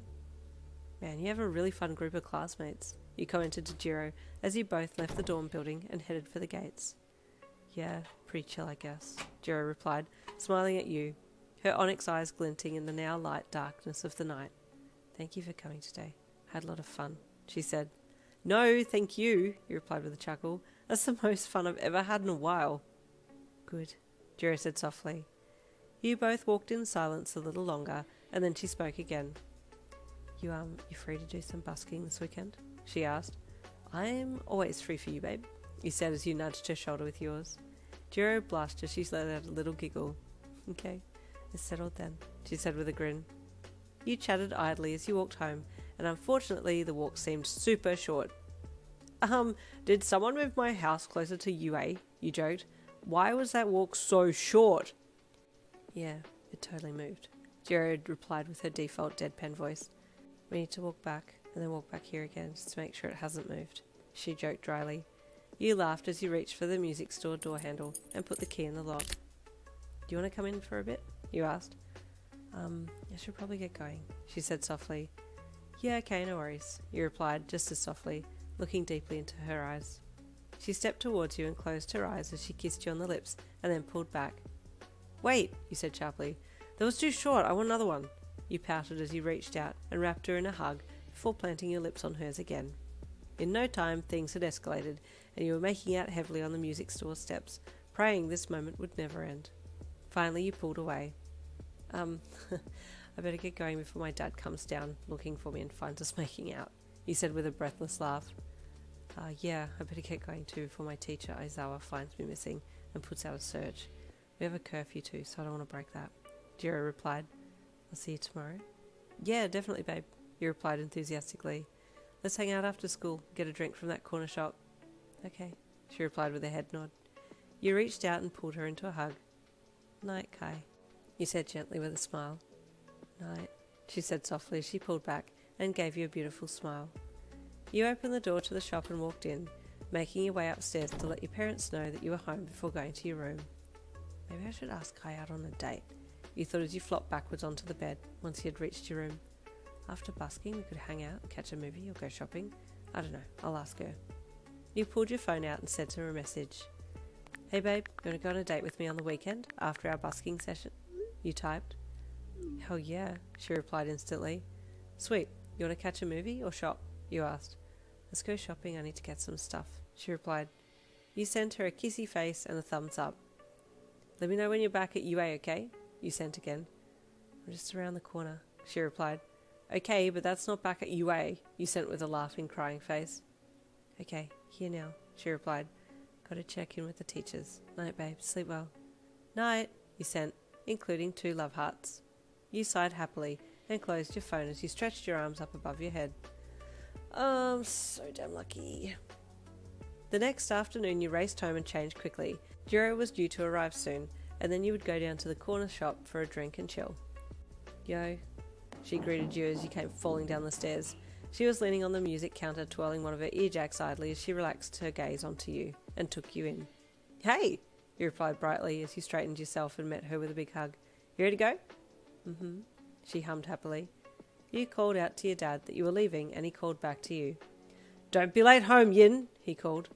Okay, you sung as you and Jiro left the shop. Once down the road a little way, you reached for her hand nervously and held it, interlocking your fingers with hers. She giggled and leaned over to give you a kiss on the cheek. You smiled and gave her a kiss back, enjoying her warm hand in yours. As you got to the shop and opened the door, you saw Leonie on the table duty that day.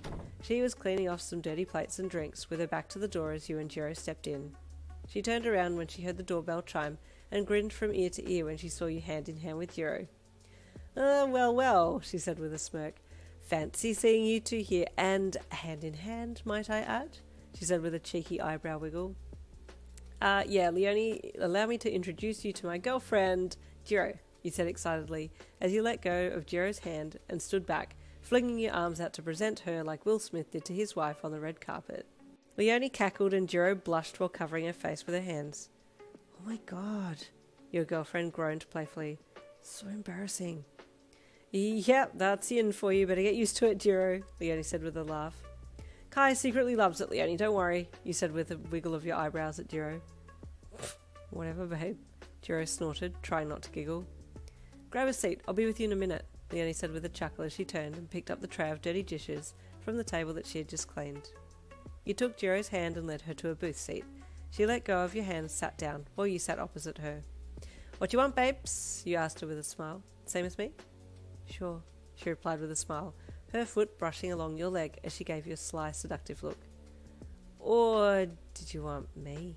You leered back, pushing your leg against her foot to show you had noticed her little flirtatious move. She blushed heavily. Here's the menu, Leonie chirped as she approached the table. She picked up on the slightly awkward vibe and shot you a "what did you do" look. You shrugged like it was nothing. We'll have my usual, you said with a smile to Leonie, as she pulled out her pen and paper from the pouch that she had tied around her waist. Gotcha, she said as she looked down to write. Oops, she yelped. That's my fic notes. Wrong pad, she laughed. Why am I even writing your order down anyway? I know it by heart. How is the book going? Jiro asked idly. Yeah, good. I'm up to chapter 15 now, and it's going really smoothly. Both characters are super fun to work with, she replied with a giant smile. Anyways, I'll grab your drinks. And with that, she spun around and walked away happily. Happy chick, Jiro commented. Yep, she's always happy, never seen her sad, you commented as you switched up your legs under the table and ran your leg up the side of hers.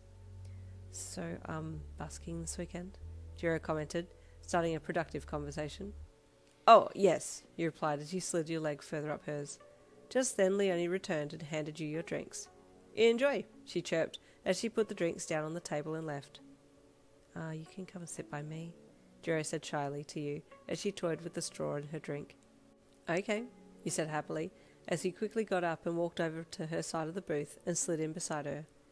You turned your body slightly to her and leaned on the table with one elbow, your other hand resting on her thigh. She blushed and gave you a cute little smile, and your heart melted.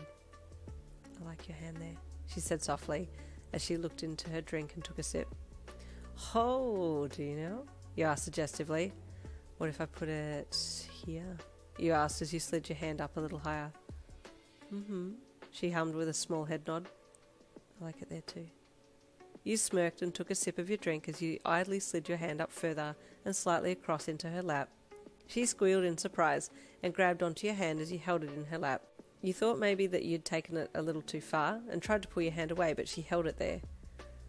So sly, Yin, doing this to me in public, she said as she glanced past you to the others in the cafe. I can stop? You asked. No, I like it, she said softly with a suggestive smirk. She took her ear jack and tickled the back of your hand with it, then ran it slowly up your arm and then across your lap and inserted it between your jean-clad thighs or slightly up under your skirt or across the border of your short shorts. You squealed in surprise. Two can play at this game, Jirou leered. You cheeky, sexy girl, you chuckled. Jirou removed her jack and bopped you on the nose with it while you looked at her lovingly.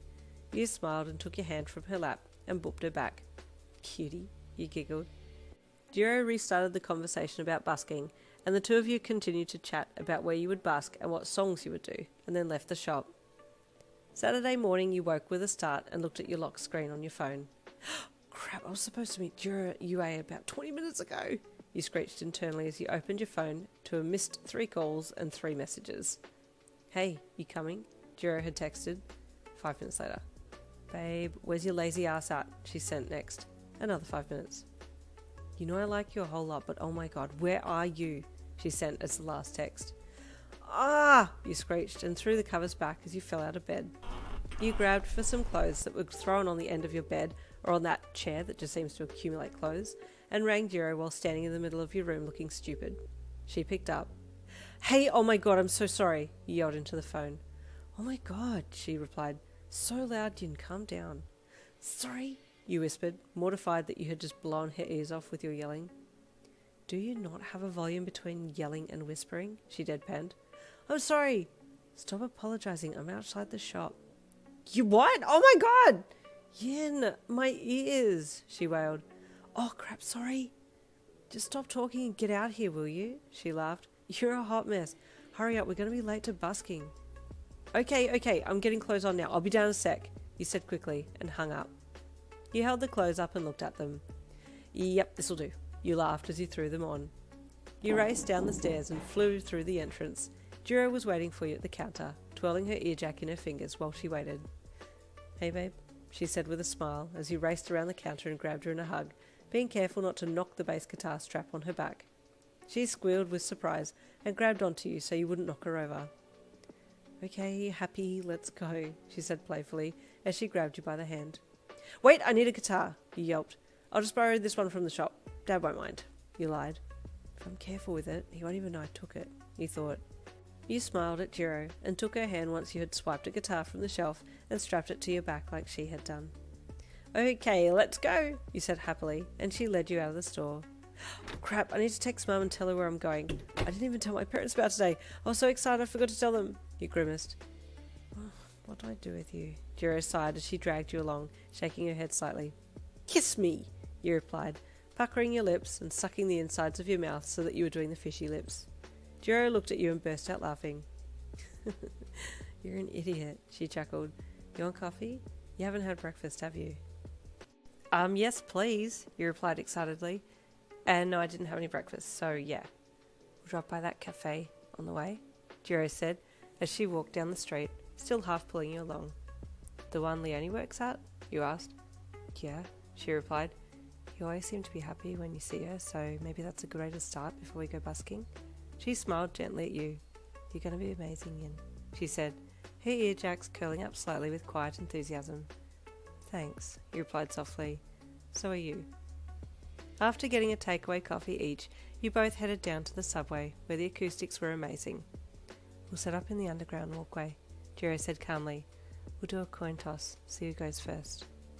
I call tails. Okay, I'll take the other side then, Jiro said before sipping on her coffee.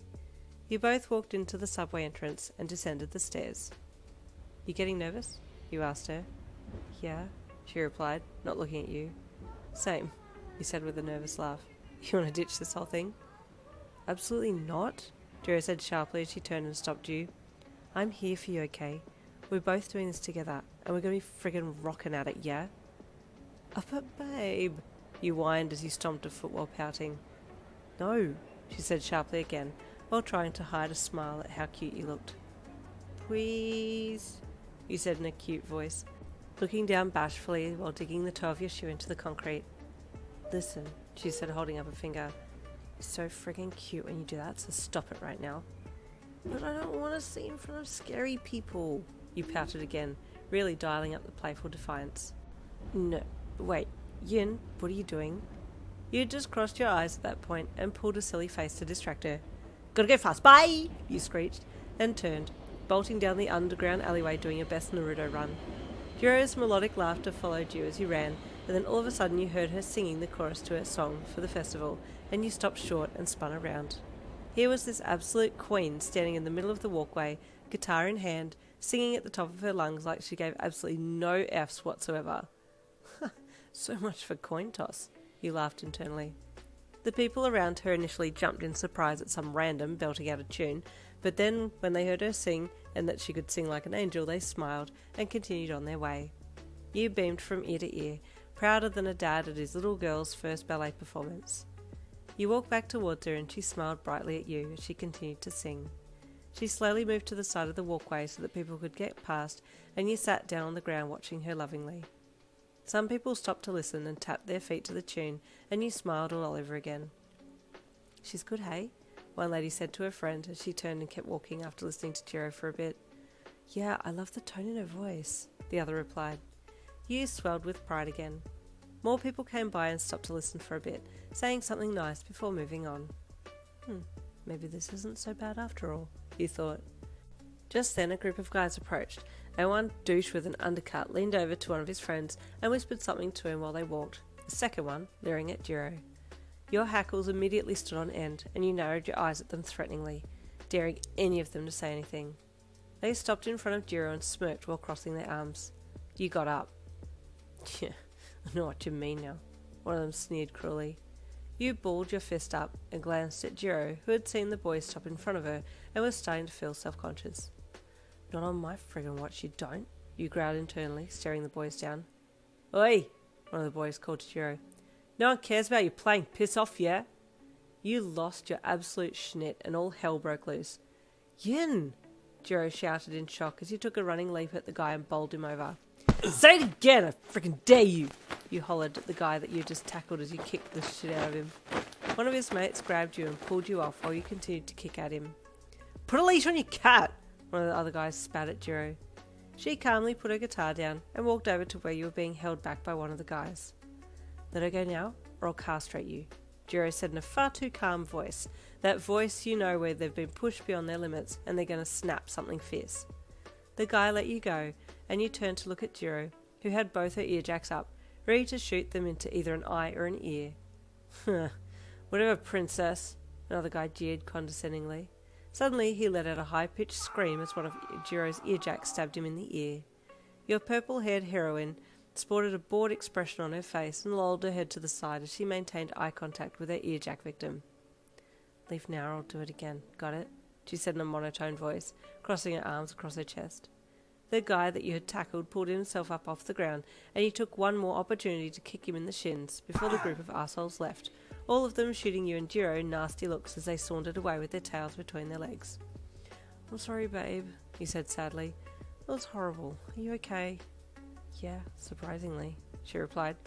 You really went all out just then, she said bashfully. They were making fun of my girlfriend, you retorted. How frickin' dare they? I couldn't just let that go. Thank you, Jiro said softly as she looked at you lovingly. Seriously, you're amazing.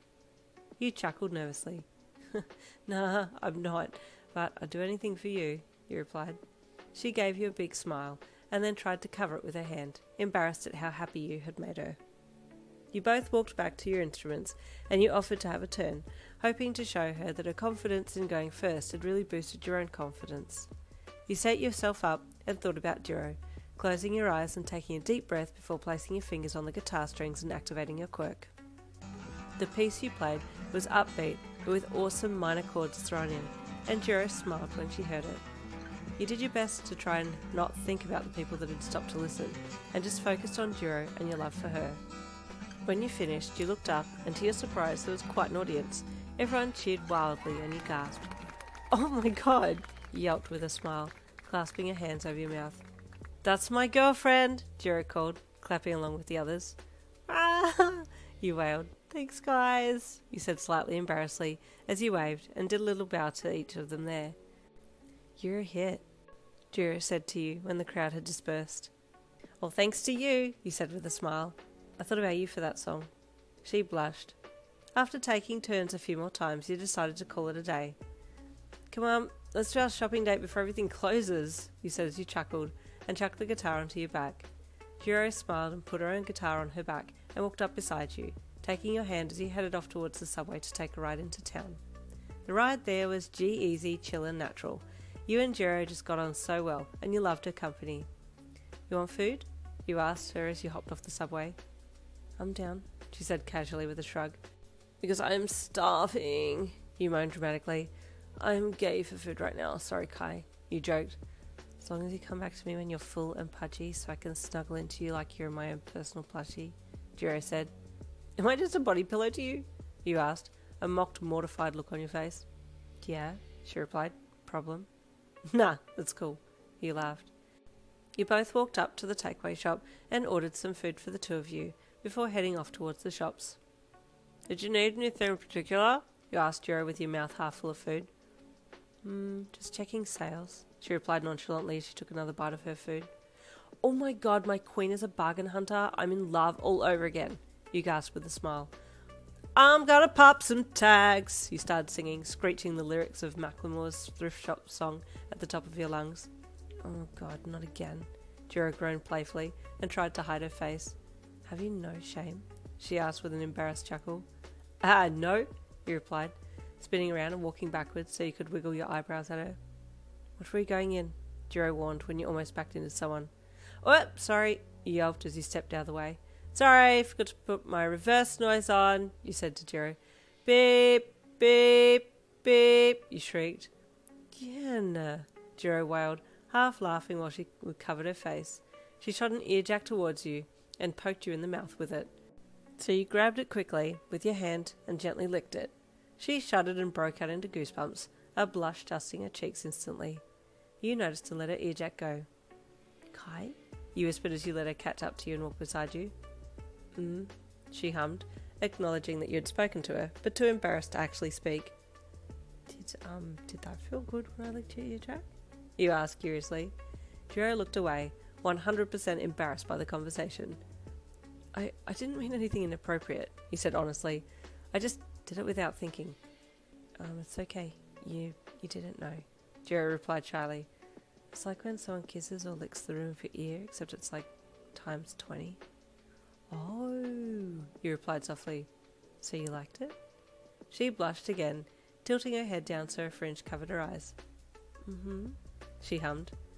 I'll keep that in mind for later, he replied with an eyebrow wiggle as she glanced at you, her blush increasing. As you looked up, you saw a photo booth ahead and squealed with excitement, causing Jiro to look up sharply. Photos! You squealed. Come on, you said excitedly as you grabbed her hand and pulled her along. She allowed you to pull her over to the booth, and you slid the curtain open, stepping in and pulling her in behind you. Oh, I've been wanting a picture of my gorgeous girlfriend, you said with a giant grin as you placed your guitar down. She giggled bashfully and did the same. You put some money in the slot and read the instructions. Babe? Jiro said curiously. Hold on, I'm just reading how this thing works, you mumbled, knitting your brows in concentration. Babe? I think it's counting down, Jiro warned. You asked as you looked around. Suddenly the camera clicked, just as Jiro struck a pose. You gasped as the photo printed out. Oh my gosh, I need this photo, you wailed. You're beautiful. Let me see, Jiro said calmly, and you handed her the picture. Oh god, she said in a dead tone. That's terrible. No, it's not, you scoffed. Shut your pretty little mouth before I shut it for you, with my own mouth, and gently, because I like you, he replied with a cheeky grin. Okay, well I'm definitely keeping that picture, but let's take some more, he said happily, as he put some more coins into the slot. After figuring out how the thing worked, you took some more photos together, managing to get one of the two of you kissing, which you loved. Okay, let's get some shopping done, you said cheerfully as you both exited the booth. You shopped at your favourite stores, and even got matching accessories, 2 of your favourite coloured chokers, one for Jiro and one for you. You put it on and so did she. You were ecstatic. As the day turned to night, you pulled your phone out and found to your horror that you had 5 missed calls from your mum and 3 from your dad, each with voicemails. "Oh, you wailed in terror. "My parents are going to kill me." "Why?" Jiro asked nonchalantly as she walked beside you. "I've got a whole crap ton of missed calls from them and I haven't been replying their messages," you said with a grimace. "Call them," she said with a shrug. "We're coming home anyway." "Okay," he said as you rang your mum. "Yin, where are you? Get home now, young lady. Your father is fuming," your mum said sharply into the phone. I'm sorry, we're coming," you said apologetically. "We'll be another 20 minutes. "Who are you with?" your mum asked in an annoyed tone. "Jiro, Mum, I told you that in the text this morning," you said, trying not to sound rude so as not to get into more trouble. "I don't know this Jiro person," your mum said. "Come home now. We have some things to discuss." "Yeah, we're coming," you deadpanned. "I literally just told you we were coming," you thought internally. "See you soon," your mum said before hanging up.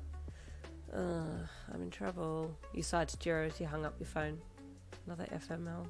she asked as she put her hand in her pocket and continued to look straight ahead. "Yeah, it's going to be the sign that hangs above my door in hell," you sighed. "I'll be next door in the chill out, Dad room," she deadpanned. You laughed. "Make sure to stop by my place once in a while, yeah?" "Yeah, totally, babes," she replied as she looked at you with her soft close-lipped smile. As you neared the music store, you saw your dad standing outside and your heart leapt in your chest. "Crap, I still have that guitar on my back. He's going to see that I took it without asking," you thought with low-key panic. Hey, Kai, you may want to go now before I get ripped a new one." Okay," she said softly as she stopped and made to go down a side street. "I'll see you tomorrow. Text me." "Yeah, sure, babe," you replied with a nervous smile. "Yin M. Lin," your dad said sharply as you approached him. "You are grounded."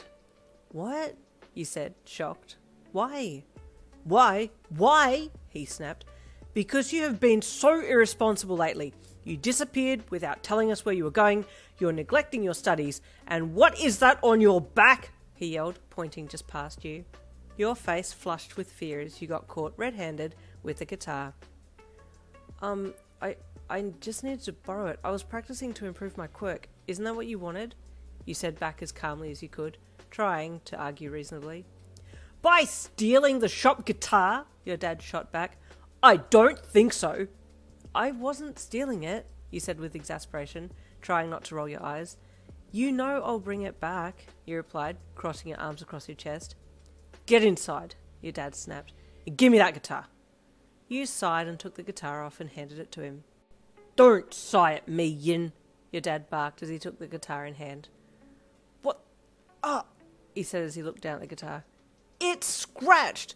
What the actual hell, Yin? You are impossible!" he ranted, chewing you out once again at how irresponsible you had been. Your guts twisted and you bit back tears. "Give me your phone," he hollered.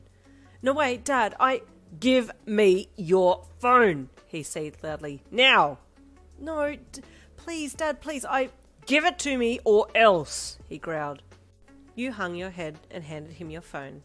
As he slapped it out of your hand, you stepped around him and then ran to the shop, then upstairs to your room, the tears that you had been so desperately trying to hold back flooding down your cheeks. You ran into the safety of your room and closed the door as gently as you could so that your dad didn't hear it slam and get angrier than he already was. "My life sucks," you wailed internally as you sobbed, flopping dramatically down on your bed. "I hate my parents. They don't understand me. How am I supposed to text Kai now?" you cried. "Frick, I'd better contact her on, Insta or something so she knows I'm not ignoring her. But I've just been grounded and I can't contact her. And I'd better do it before they take my laptop." You quickly jumped up and grabbed your laptop, opening it and going to type in the homepage for Instagram. Then you stopped. "I don't even know her handle," you screamed internally. "It sucks. Wait, I'll contact Leonie on Wattpad and see if she could somehow let Kai know." You opened Wattpad and clicked on MLB224's private messages. "Hey," you typed. "Sorry to bother you, but I've had my phone taken away and I'm grounded, so I can't contact Jiro. Could you somehow let her know what's happening so that she doesn't think I'm ignoring her? I don't think I'll have my laptop for much longer either." Leonie finally replied after 10 minutes. "Hey," she sent back. No worries, I'll do my best. I'll let you know how I go. Also, if she stops by the shop, I'll tell her in person, she said. Thanks, you replied, then shut your laptop down and flopped back on the bed. Oh, FML. Just as you feared, your laptop was confiscated later that night and you were grounded for 3 days. You were to go to school and then come straight home. Any deviation from this would bring serious consequences. Unbeknownst to you, Jiro had tried to text you and call you a few times. She had a suspicion that you had been grounded or had your phone taken away, but she wasn't 100% sure, so late one afternoon she stopped by the shop. Not wanting to cause any trouble, she waited just outside, hoping you would be the one to lock up that evening, and luckily her wish came true. Psst, Yin, she hissed as you opened the door to bring the outside sign back inside. Kai, you wailed happily. I'm so sorry my dad took my phone. I haven't been able to contact you. Babe, it's okay, she whispered. I figured as much. I'm just happy I got to see you. Same, you replied, your emotions making you a little teary. Oh, frick, why am I crying? Is my period due soon? When do you get your phone back? She asked quickly. I have one more day to go, you replied, glancing back into the shop to make sure your dad wasn't coming down the stairs. Can I have a kiss? You whispered slyly. I've missed you so much. Ugh, she replied with a playful eye roll and a hidden smirk. Fine. Your lips connected with hers hurriedly, and you grabbed her into a hug as you two made out furiously. Okay, that's definitely going to see me through for one more day, you said with a breathless giggle as you pulled back. Thank you so much for coming to see me. I missed you, Jiro replied shyly. I don't like that I can't contact you. No, you said with loving in your voice. My baby. Shut up, she huffed cutely. You giggled. You're too damn cute, Kai. Just then you heard footsteps coming down the stairs inside and panicked. I better go. I love you. You grabbed the sign and raced inside. Jiro just stood there, shocked for a second. As you got inside, you realised what you'd said. Oh, no. Oh, my God. I just told her I loved her. Ah! You screeched internally. Oh, my God. And I can't even text her about it. The last day of being grounded went agonisingly slowly, and your brain insisted on constantly bringing up the fact that you told Jiro you loved her.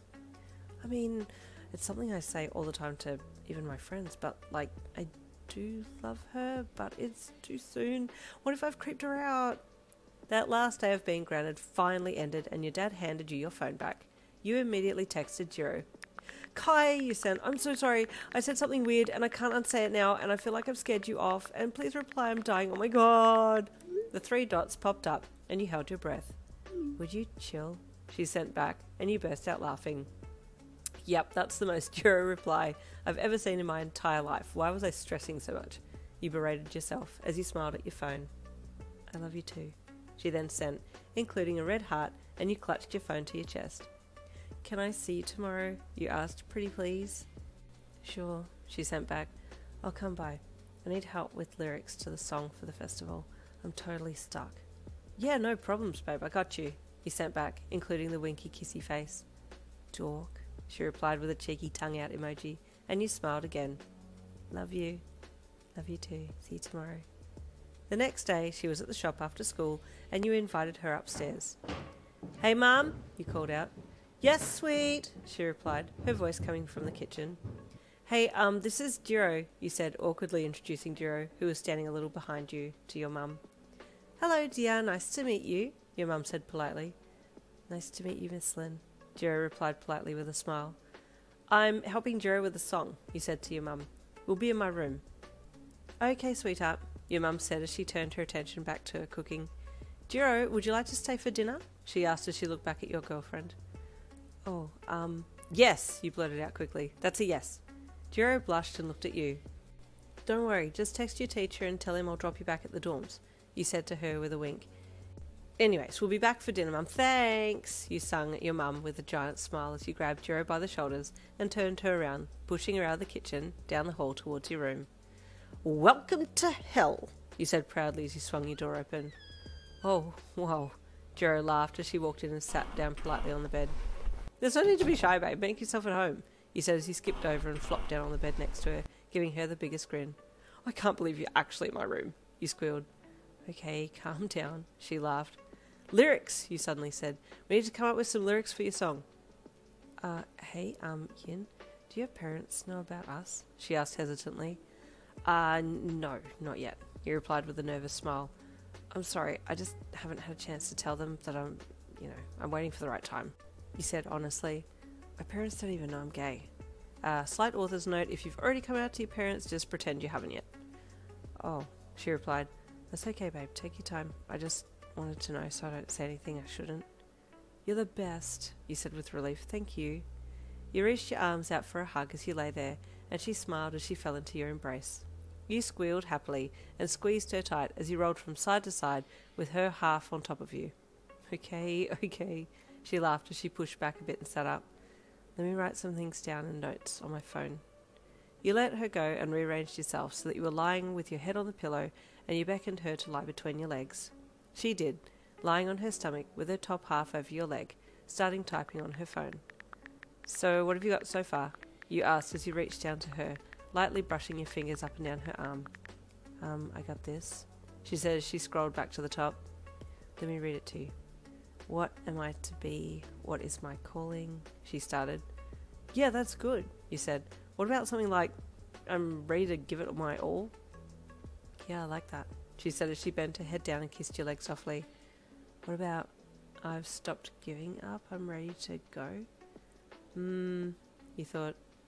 What about, I gave up giving up, I'm ready to go? Perfect, she said as she deleted the other line and put the new one in. You traced a finger along her collarbone and up her neck, and then gently toyed with her earjack curiously. She glanced at you. Oh, gosh, you yelped, letting go of it. Sorry, She reached her earjack out and wrapped it around your wrist, halting your retreating hand. Don't stop, she said in a low, soft tone. Okay, you replied as she unwrapped it. You reached for it again and felt it, rolling it around between your fingers. You were so focused on what you were doing you didn't see Jiro's face start to blush as she bit her bottom lip, trying desperately to keep her concentration on her writing and not the giddy sensations you were causing her to have. They're so soft, you commented with love. I could play with them all day. Kai, you okay? You asked when you saw the flustered look on her face. Yeah, I'm fine, but that's really hot, what you're doing, she commented softly. What? This? You asked as you rolled her jack between your fingers again. Her eyes rolled back slightly. Okay, lyrics, babe, lyrics, she said as she tapped your nose with her earjack. Okay, where were we? You said as you sat up as well. Yin, your mum called. Dinner is ready. Whoop, saved by the bell, you giggled. Come on, you said, getting her up off the bed and then pulling her towards your door. Oh wait, let me just text Isaiah real quick, Jiro said as she stopped at your door. Okay, babe, come down the hall when you're ready. I'll just help get last minute things set up, you said. Sure thing, she replied, looking down at her phone as she typed. After a somewhat awkward family dinner, you excused yourself and Jiro to go back to your room. Your parents seem nice, Jiro commented.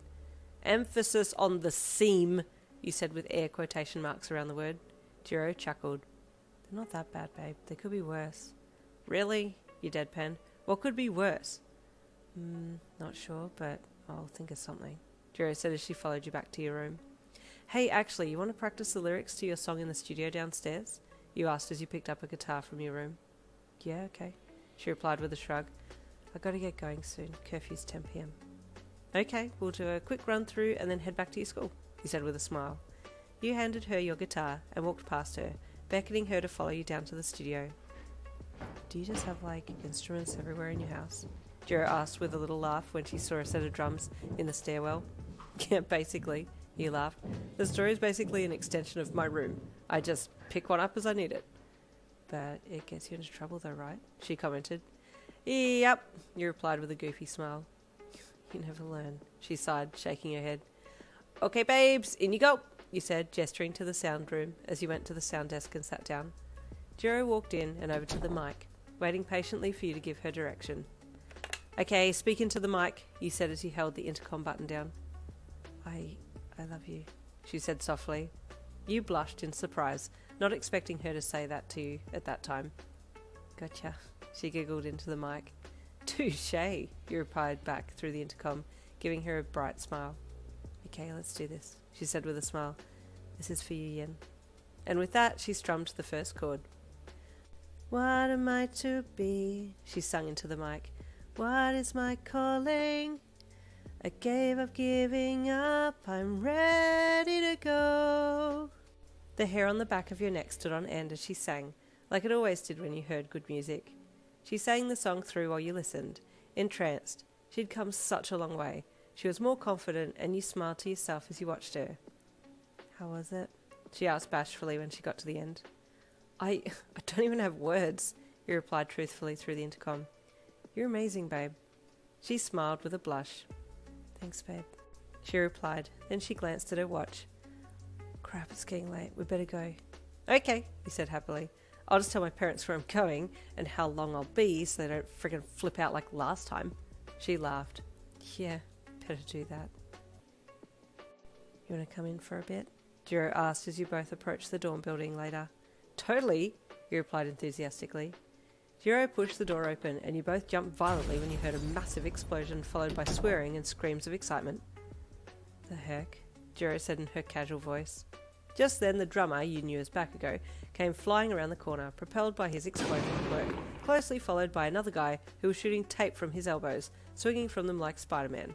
They flew past you and disappeared around the corner, Bakugo still hurling insults and swearing words at the top of his lungs.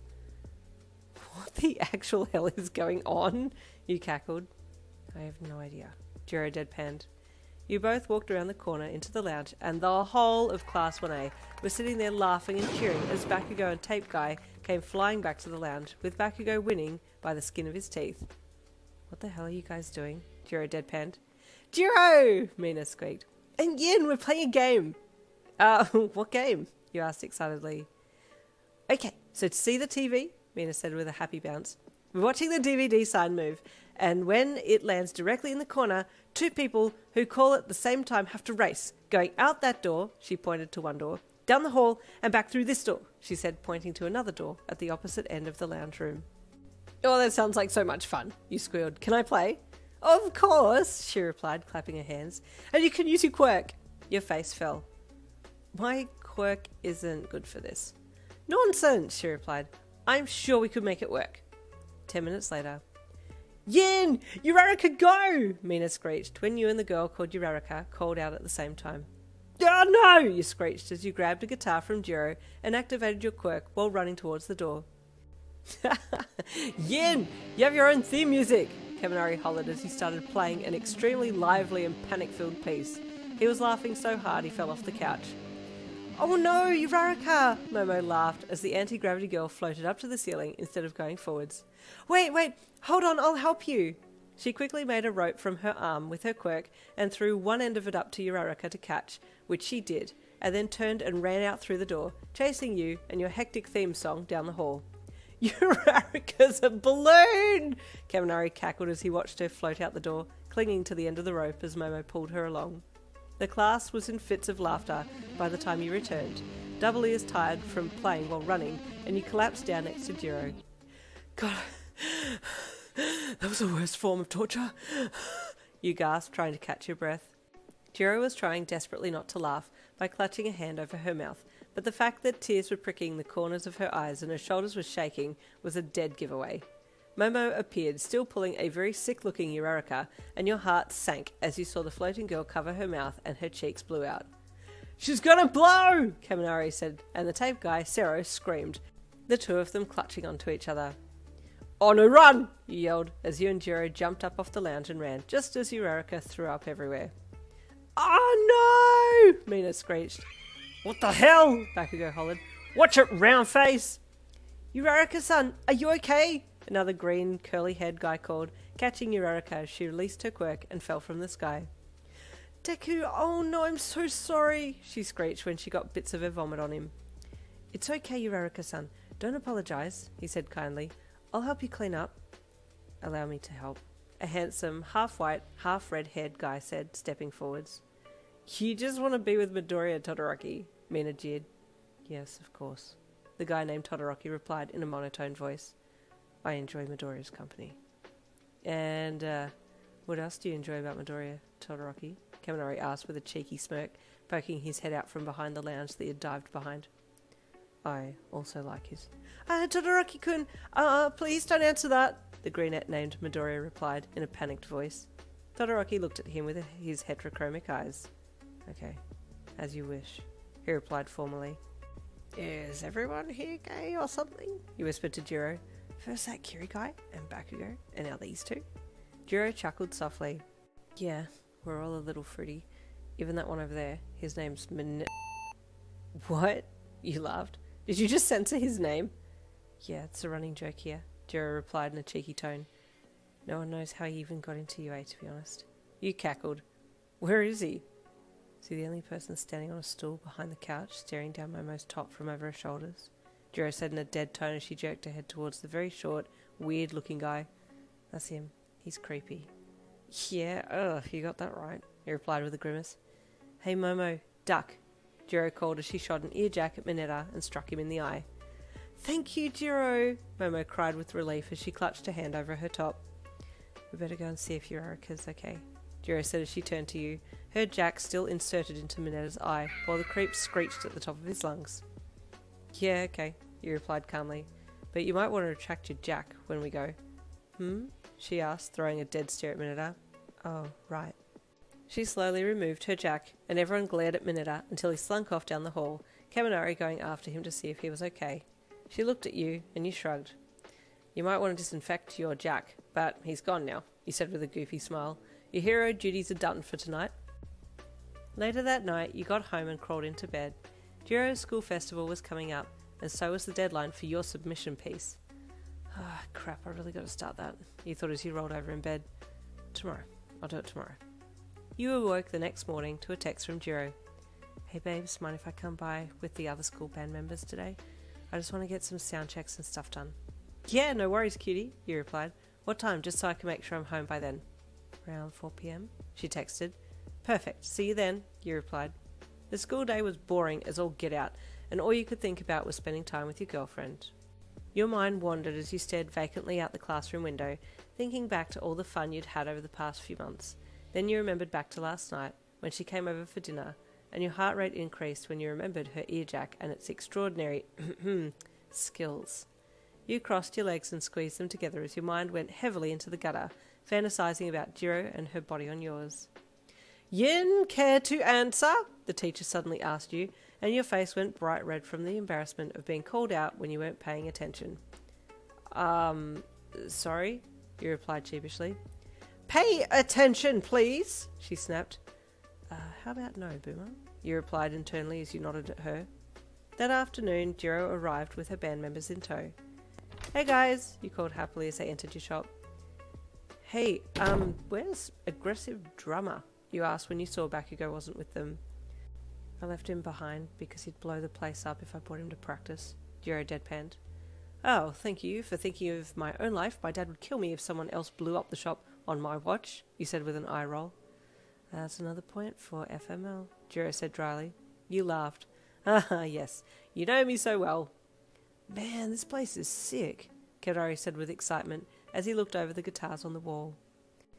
I like that black guitar, the guy with the bird head, Tokoyami said as he reached out and stroked it. It speaks to my soul. Why doesn't that surprise me? Kaminari laughed. Yeah, and this place is just as amazing as Jiro's room, Momo gushed, a light blush dusting her cheeks as she clutched her hands together over her heart and looked around in awe. Thanks, you chuckled. Okay, you lot, come with me, I'll show you the studio. The 4 UA students followed you out the back to the studio, and you presented it to them with jazz hands. Ta-da! Studio a la mine. Wow, I didn't know you spoke French, Kaminari gasped with excited awe.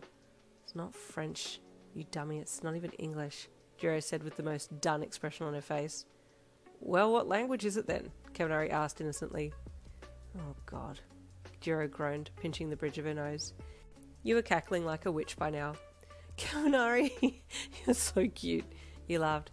Your blaseness is worse than mine. Is that what the language is called? He asked, confused. You died laughing again. Okay, Jiro, you chuckled. Please, what did you want us to do? Quick, before Kaminari says anything else and I lose it again. Kaminari, you jammin' away, get your ass into the recording studio now, Jiro directed. Kaminari meekly grabbed a guitar and entered the studio, standing at the mic and smiling at you like an idiot. Okay, you ready? You asked after pushing the intercom button down. Wait, what? Ready for what? Kaminari asked in a panic. Jirou came up beside you and spoke into the intercom while you held the button down. Okay, Kaminari, 3, 2, 1, play, she commanded. Ah! Wait! He screeched, grabbing for the guitar strings and strumming furiously while wailing. Jirou burst out laughing and you followed suit. Confusing Kaminari was so much fun, and you could see why Jirou liked to tease him so much. Guys! Kaminari wailed, still playing like a madman. Okay, you cackled. You can stop! Oh, thank God, I had no idea what I was doing just then, he wailed. You two are cruel, Momo said as she chuckled lightly on the sidelines. You're laughing just as much as us, Momo, Jirou jeered. Kaminari exists to be laughed at, Tokoyami said from the back part of the sound room, hanging in the shadows. God, I love you all so much, you laughed. Even me, Yin? Kaminari asked excitedly from inside the sound booth. Jirou had held the intercom button down the whole time, so he could hear what was going on. Yes, Kaminari, even you said with a chuckle as you turned to look at him. The rest of the afternoon was spent helping each band member with their parts of the song, and Jirou watched you with pride as you collected each person's piece and stitched it together to make a backing track for her to practice with. Jirou pointed out that Bakugo would be super pissed when he realised that you'd put a drum beat in the background and didn't ask for his expert help. But you took your chances. You also cut copies for everyone else and put them on a USB with the shop's logo on the USB. Free merch, you said with a wink as you handed them out. Just then your dad came down the stairs with your mum in tow. Yin, we're meeting up with your mum's high school friend who's just flown in from overseas, he said as he glanced around the very full audio. Oh, hi Dad. Meet half of the UA Hero class, you said with a laugh.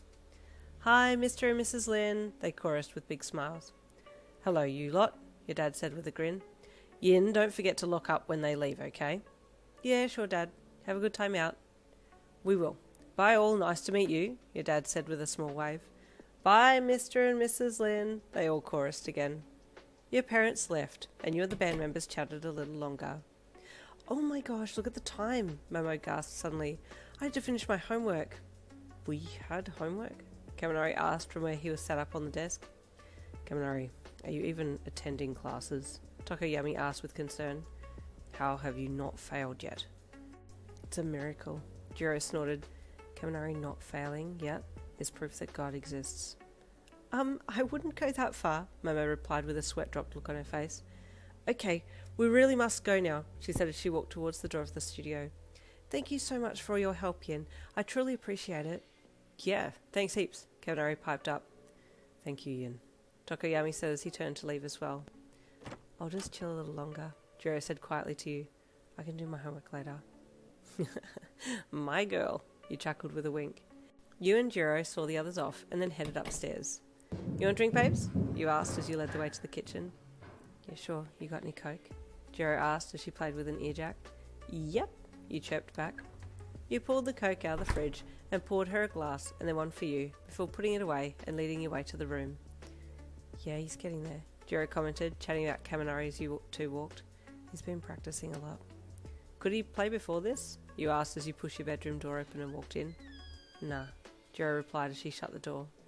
You're doing an awesome job then with them, Kai. I'm super impressed, you complimented. Speak for yourself, Jirou replied. You were so cool this afternoon, putting all our pieces together. It was deep dope, if you ask me. Aw, you're too sweet, Kai. Come here, you said as you put your drink on the desk and plopped down on the side of the bed. Jirou put her drink beside yours and then walked over, straddling your legs as she sat down in your lap, facing you with her arms around your neck. Just then, your dad opened the door and stepped in. Yin, you forgot to lock the...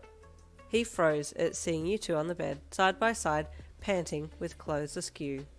Dad, you're home. I was, Yin, I think it's time that Jirou left now, your dad said darkly, and you started to suffocate as fear gripped your windpipe.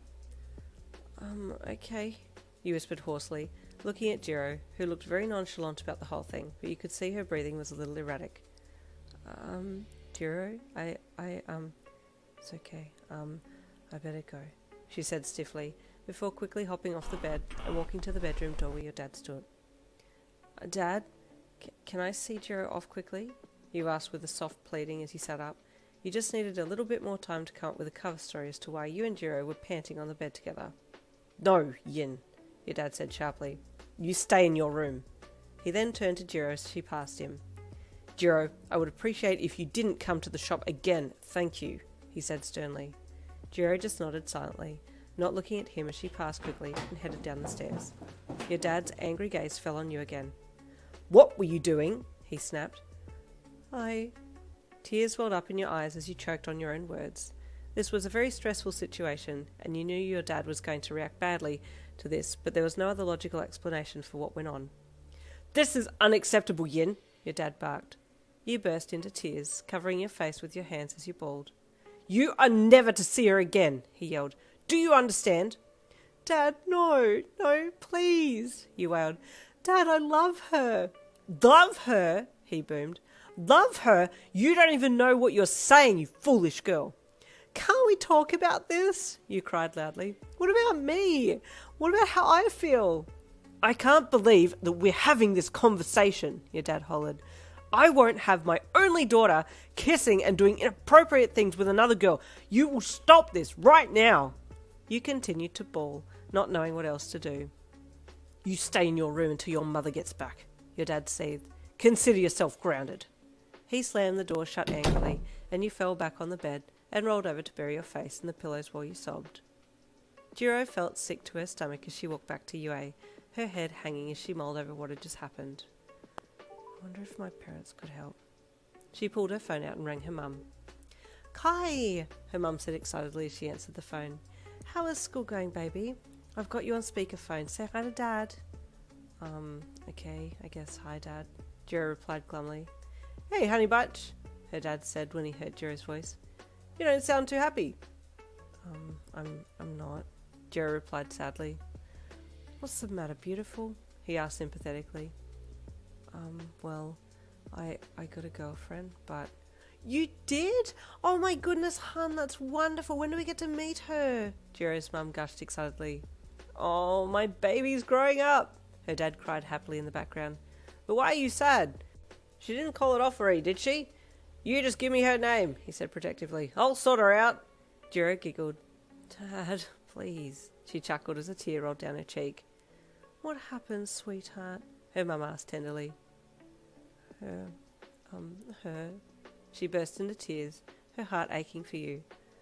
Her parents found out, and they're keeping us apart. Oh, baby, her dad said in his loving dad voice. Don't you worry your little heart about it. Just let it be for now and come and see us tomorrow afternoon. We can talk about a way to discuss your and your girlfriend's relationship with her parents and work something out, okay? Thank you, Dad. Jirou sniffed heavily.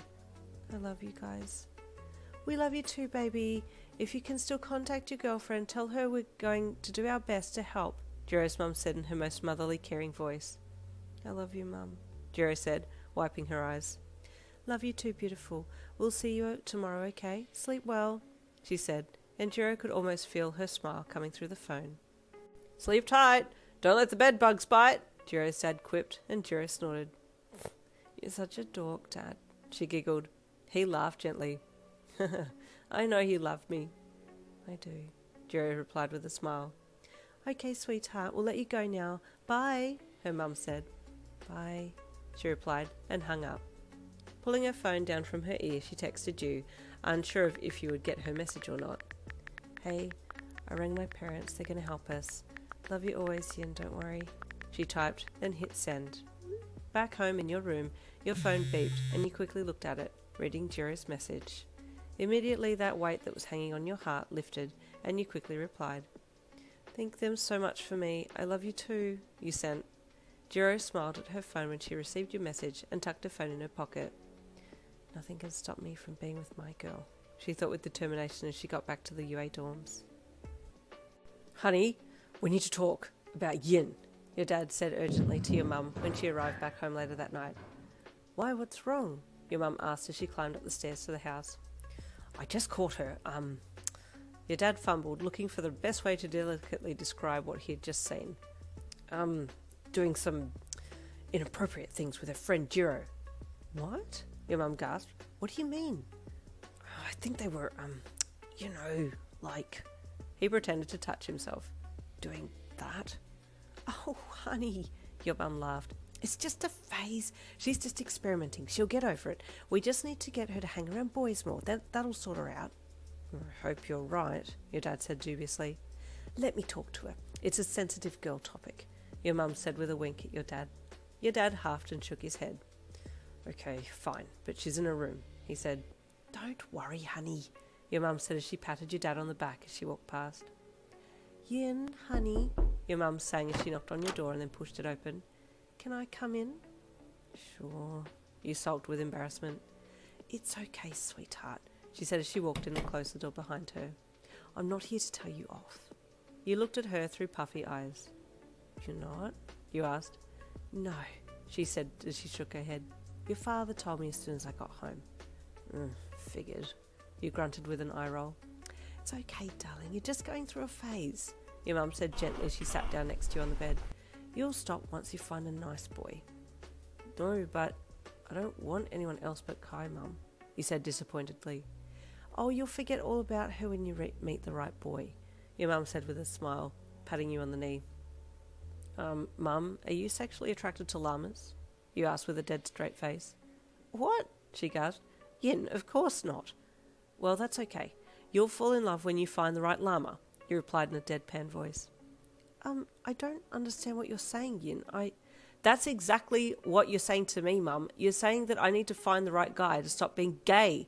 But I am gay, Mum. I'm gay for Jiro, and no one can stop me. Gay? Your mum gasped. Sweetheart, how can you be gay? No one in our family is gay. How did this happen? What the actual F, Mum? You deadpanned. You honestly didn't just say that, did you? In your language, she gasped again, getting up from her seat beside you on the bed. You're turning into a horrible person because of this Jiro friend of yours. No, I'm turning into a horrible person because of my own parents being idiots, you shouted. Your mum welled with tears and covered her mouth with her hand. I can't believe you just said that, she said in a shaky voice, a single tear sliding down her cheek. You felt bad for making her cry, but at the same time you were pissed and still a little embarrassed at being caught mucking around with Jiro. I don't want to talk about this anymore, you seethed bitterly. Just then your dad marched in and your heart sank.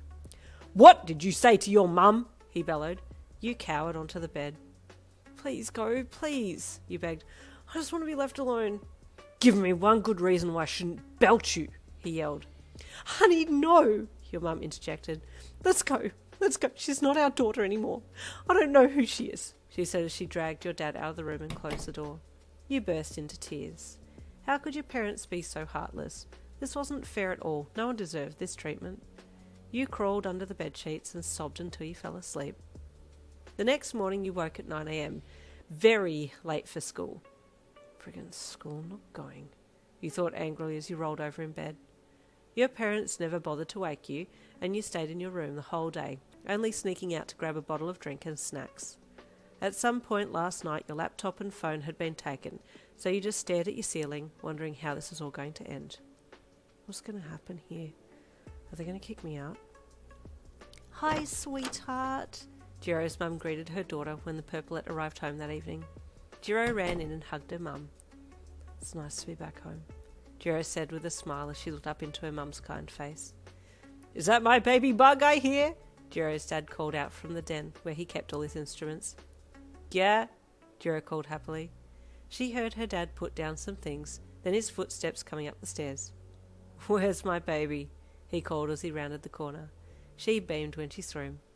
Hey, Dad. Come here, bugaboo, he said with a chuckle as he stretched his arms out to give Jiro a big dad hug. She giggled as he engulfed her and spun her around. It's nice to have you home again, he said with a smile. Now, let's talk girl troubles, hey? He said as he walked over to the table and sat down. What's the story with you and your girlfriend?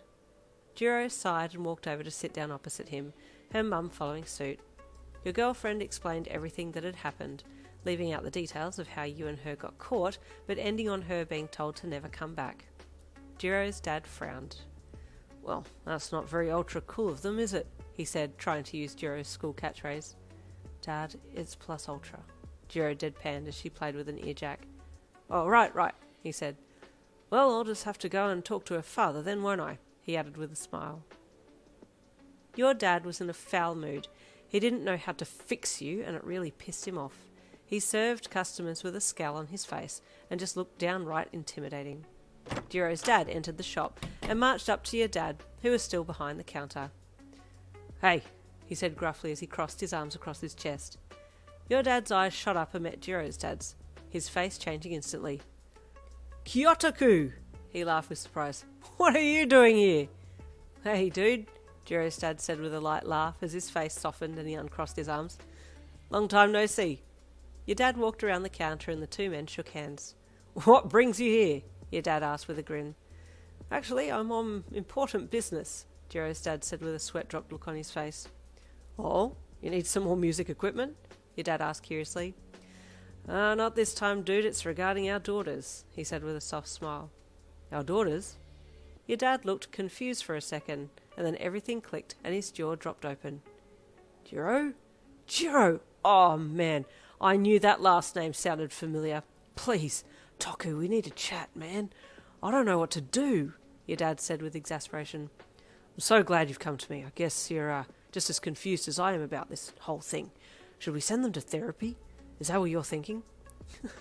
"Chill, man, chill," Jiro's dad said with a chuckle. "Let's sit down and talk about it, hey? When do you go on break?" "Well, I can leave now if you like. I've been thinking about this all day and all last night. I need to talk to someone about how to fix my girl," your dad said, still quite put out by it. "Hey, man, don't stress anymore, okay?" Jiro's dad said calmly. "Where can we talk?" "Okay, Toku, okay. Let's talk in the studio. It's quiet and private in there," your dad said as he led the way. Jiro's dad followed calmly, entering the room while your dad held the door open. He took a seat at the sound desk and your dad followed shortly after. "Now, dude, I gotta be straight with you. I know my baby girl has been gay for a while now," Jiro's dad said as he leaned forwards and rested his elbow on the desk. "I'm sorry, what?" your dad asked incredulously.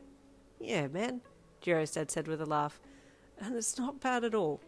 But I don't understand. How can my girl be gay? None of us are gay," your dad said again, completely bewildered.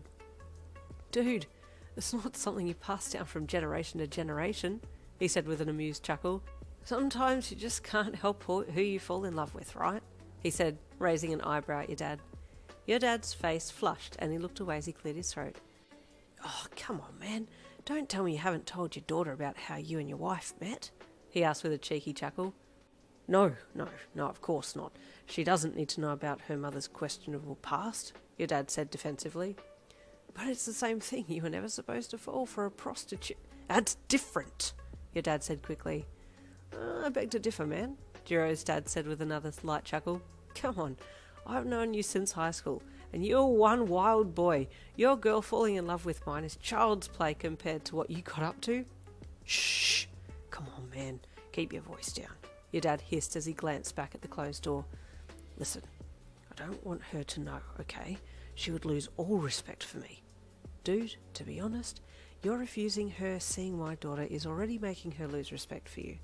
What you don't want to lose is your daughter. Trust me," Jiro's dad said softly. Your dad hung his head. "Her being gay doesn't change her heart or the fact that she's your girl. It just means that she won't fall victim to teen pregnancy," he said with a laugh.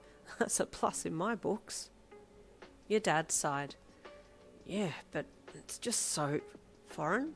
her dad asked with a chuckle. "Well, yeah," your dad said. "It's not normal." "What is normal? Normal's a sliding scale," Jiro's dad said with a laugh. "What does love have to do with being normal anyway?" Your dad thought for a bit. "Oh, okay, I guess you're right," he conceded. "Now what do I do though? How do I apologise?" "Hey man, you know there's a problem when you don't know how to apologise," Jiro's dad said with a laugh. "Actions speak louder than words though, so even if you say sorry to your daughter it won't mean much as you openly accepting my girl into your home and accepting their love for each other."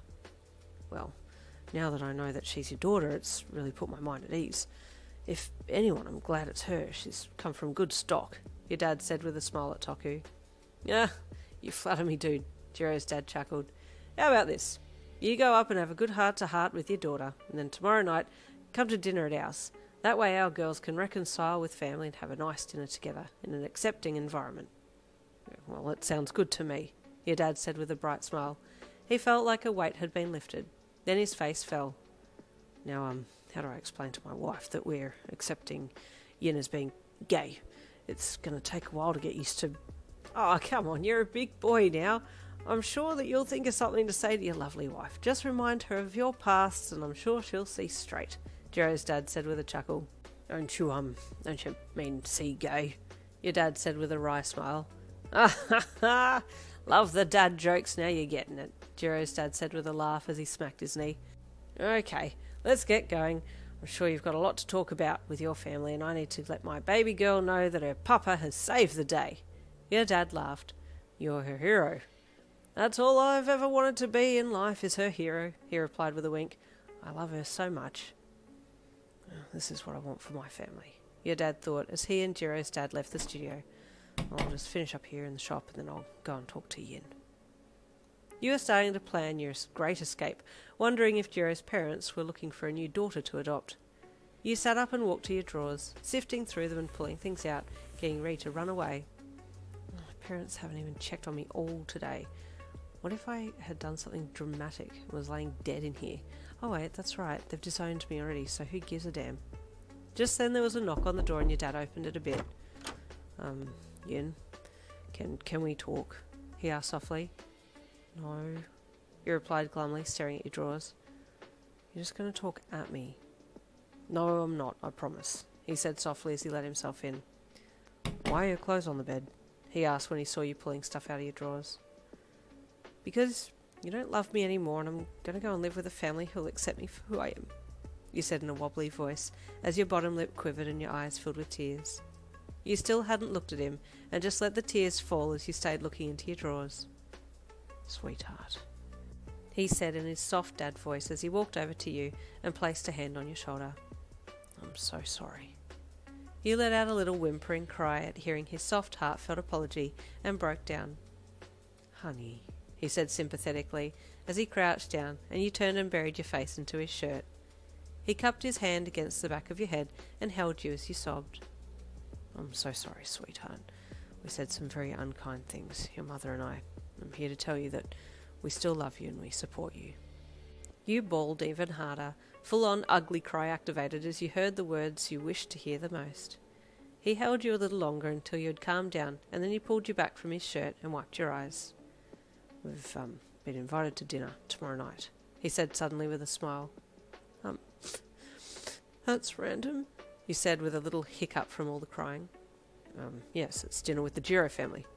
The Jirou family? You yelped. What? Yes, Jirou's dad and I went to high school together, your dad said with a smile. Whoa, what the fun-sized chocolate bar bells a heavy breathing cake?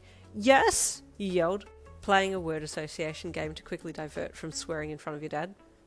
Yes, he laughed. And you never told me, you said in astonishment.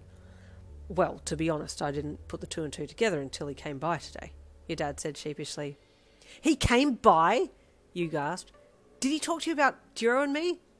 Yes, he did, your dad said with a soft smile. And he talked some sense into me.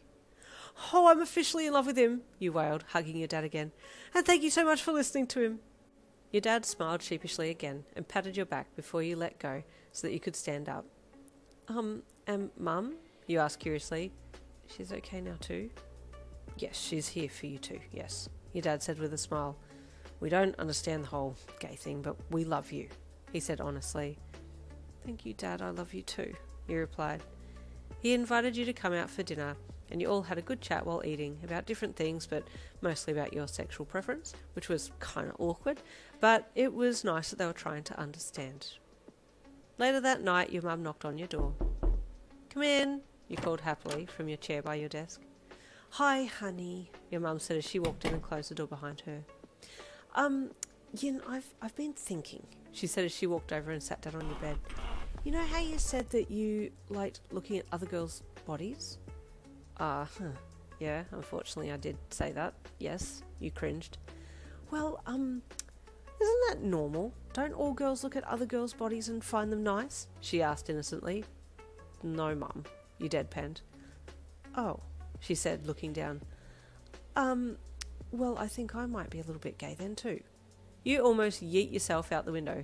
Mum! you squeaked. Oh my god, don't tell Dad, he'll flip. Let's just, keep this on the quiet for now until things settle down with me first, okay? You laughed as you got up and walked over to her, placing a hand on her knee. Okay, she nodded. What does that mean, though, if I like girls? Mum, you chuckled. Don't think too much into it. You don't need to label yourself. Oh, okay, honey. Well, thank you for clearing that up, she said as she hopped up and left. You were confused and excited all at once and grabbed your phone to text Jirou. Oh my god, I think my mum just came out to me, you sent to her. I'm sorry, what? She replied.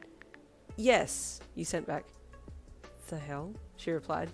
Yes, you sent back. I'm so confused. She sent. Yes, you sent back. Are you broken? She asked. Yes, you sent back, cackling as you hit send. You and Jiro texted a little longer, and then you went to bed, excited to be having dinner at her house tomorrow night. The next night came and you arrived with your mum and dad at the Jiro residence. Hello, Lin family, Jiro's dad greeted happily as he pulled the door open. Hey, Toku, your dad said with a little chuckle and a smile as he reached his hand out and shook Jiro's dad's hand. Come in, and hi, Mrs. Lin, long time no see, he said with a smile as he gave her a hug and ushered her in. And Yin, it's a pleasure to meet my girl's girlfriend, he added as he gave you a wink. Dad, you're so embarrassing. Jiro's voice deadpanned from behind her father as she approached the door. Hey, cutie, you greeted her as she stepped around her dad.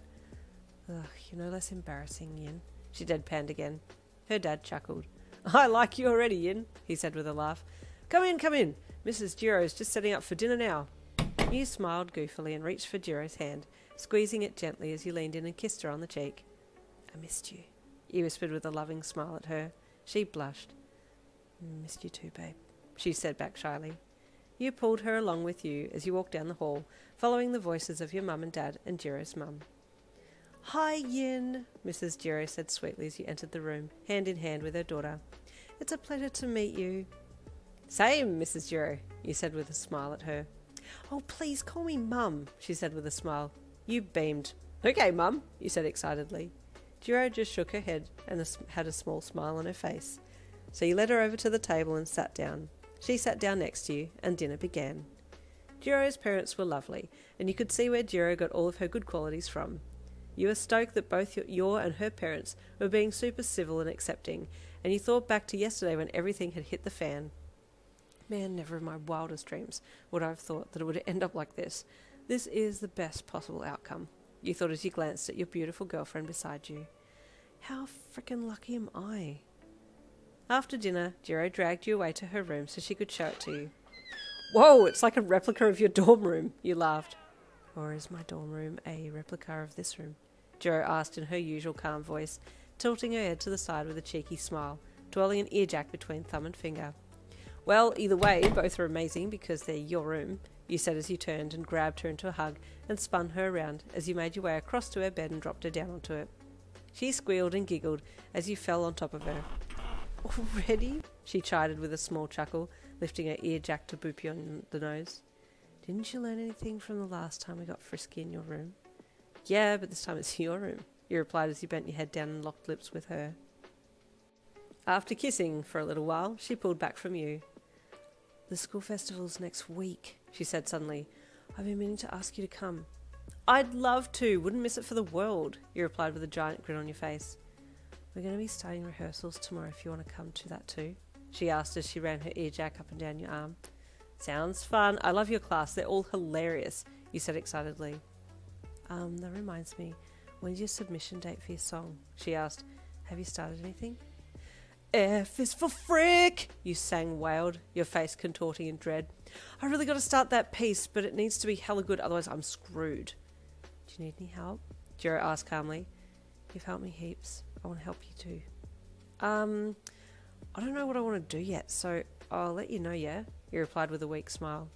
Okay, babe, but don't leave it too long, she said as she tapped your nose with her earjack. But I'll have to step down as president of the procrastination club if I do it on time. And I've been the president for so long, he joked. I can't afford to lose that title. Jiro snorted with amusement and sat up. I'll write your resignation letter, she jeered. The following day you arrived at the gates of UA to attend the band practice, and Jiro let you in with a hug and a kiss. The boys are practicing the effects today for the festival, so if everything turns to shit, blame them, she said dryly as she walked beside you. You laughed. What effects are we talking about here? You asked with amusement. Okay, well, they're suspending Ayama from the roof as a human disco ball, Todoroki's shooting ice shards everywhere, and Kirishima is shaving it with his quirk to create snowflakes, she said in a monotone reply. There are some other things happening too, but the ones I just told you about are the ones I'm most concerned about. Sounds like potential death. I'm in, you said brightly. God, she whispered, not even looking at you. She led you to the auditorium, where the song and dance would be held, and the first thing that you saw was Kirishima with his shirt off. Man, I'm not straight, but that's a hella fine body if you ask me, you whispered to Jiro. I can appreciate, she replied slyly.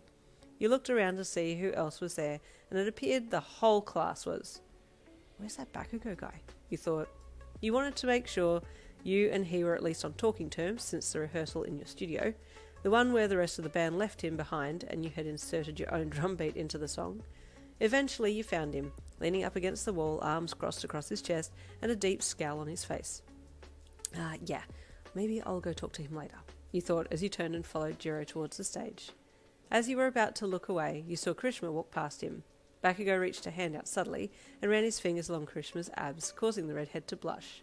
The spiky red-haired cutie glanced at the scowling blonde, and Bakugo shot him a wink, still with scowl on face, causing Kiri to blush even more. Oh my god, you gasped, whispered as you ran up to Jiro, grabbing her arm to get her attention. I just saw the cutest thing ever, you squealed. Bakugo just touched Kiri's abs, and he blushed, and then Baku winked at him. It was adorable. I'm about to spaz out. Oh, so they are a thing, Jiro commented quietly. Interesting.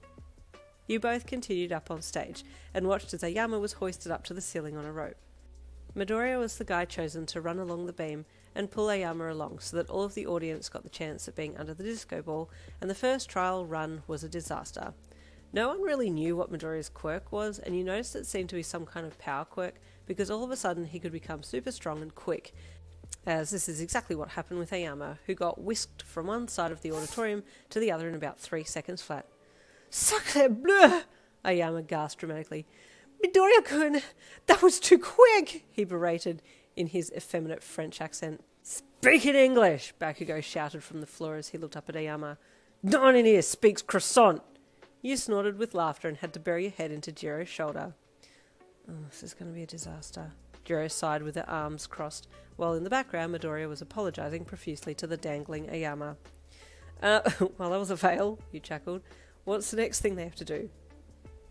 Test out the ice to snow thing, Jiro replied. Todoroki will make the ice and Kiri will shave it. Okay, sounds easy enough, he said with a shrug. What could go wrong? You watched as Todoroki stood idly on the sidelines, waiting for his cue to shoot ice. At the signal, he raised his right arm and detonated a ream of ice from his palm, firing it across the auditorium to the other side. Okay, well it reaches, Jiro commented. That was one thing we wanted to test, because on the day he'll be up there, she said, pointing to the roof. You guys don't do things by halves, do you? He said with a laugh. No, babe, we go plus ultra on everything, Jiro replied with a smirk. You turned your attention back on Todoroki, who had watched him make a large ice cube, then hand it to Kirishima, who hoisted it up onto his shoulder, and jogged over to Ayama, who had been let down by Midoriya. Hoist me up, Midoriya! Kirishima called to the greenette as he grabbed onto the rope that Ayama was still tied to. But Kirishima-kun, Ayama begged, the ice will wet my perfectly pressed uniform. I'll be careful, Kirishima promised. Okay, go, Midoriya, he shouted, looking up at the greenette. Amazingly, Kirishima was able to hold onto the rope long enough to be lifted up to the beam in the ceiling. He's strong, you commented. And someone's proud, Jiro replied smugly, as she nudged you and jerked her head towards Bakugo, who was smirking from the sidelines. You then both watched as Kirishima activated his quirk and started shaving very large chunks of ice from the cube, causing a panic below. You burst out laughing, and Jiro followed suit, but clamped a hand over her mouth to stop the laughter from coming out. This is the most beautiful disaster I've ever witnessed, you cackled, wiping a tear from your eye.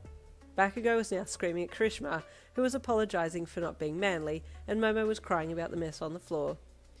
Okay, I'm going to go practice, Jiro deadpanned. Wait, now? You laughed, watching as she turned and grabbed the guitar from the stand and stepped up to the mic that had been set up on stage.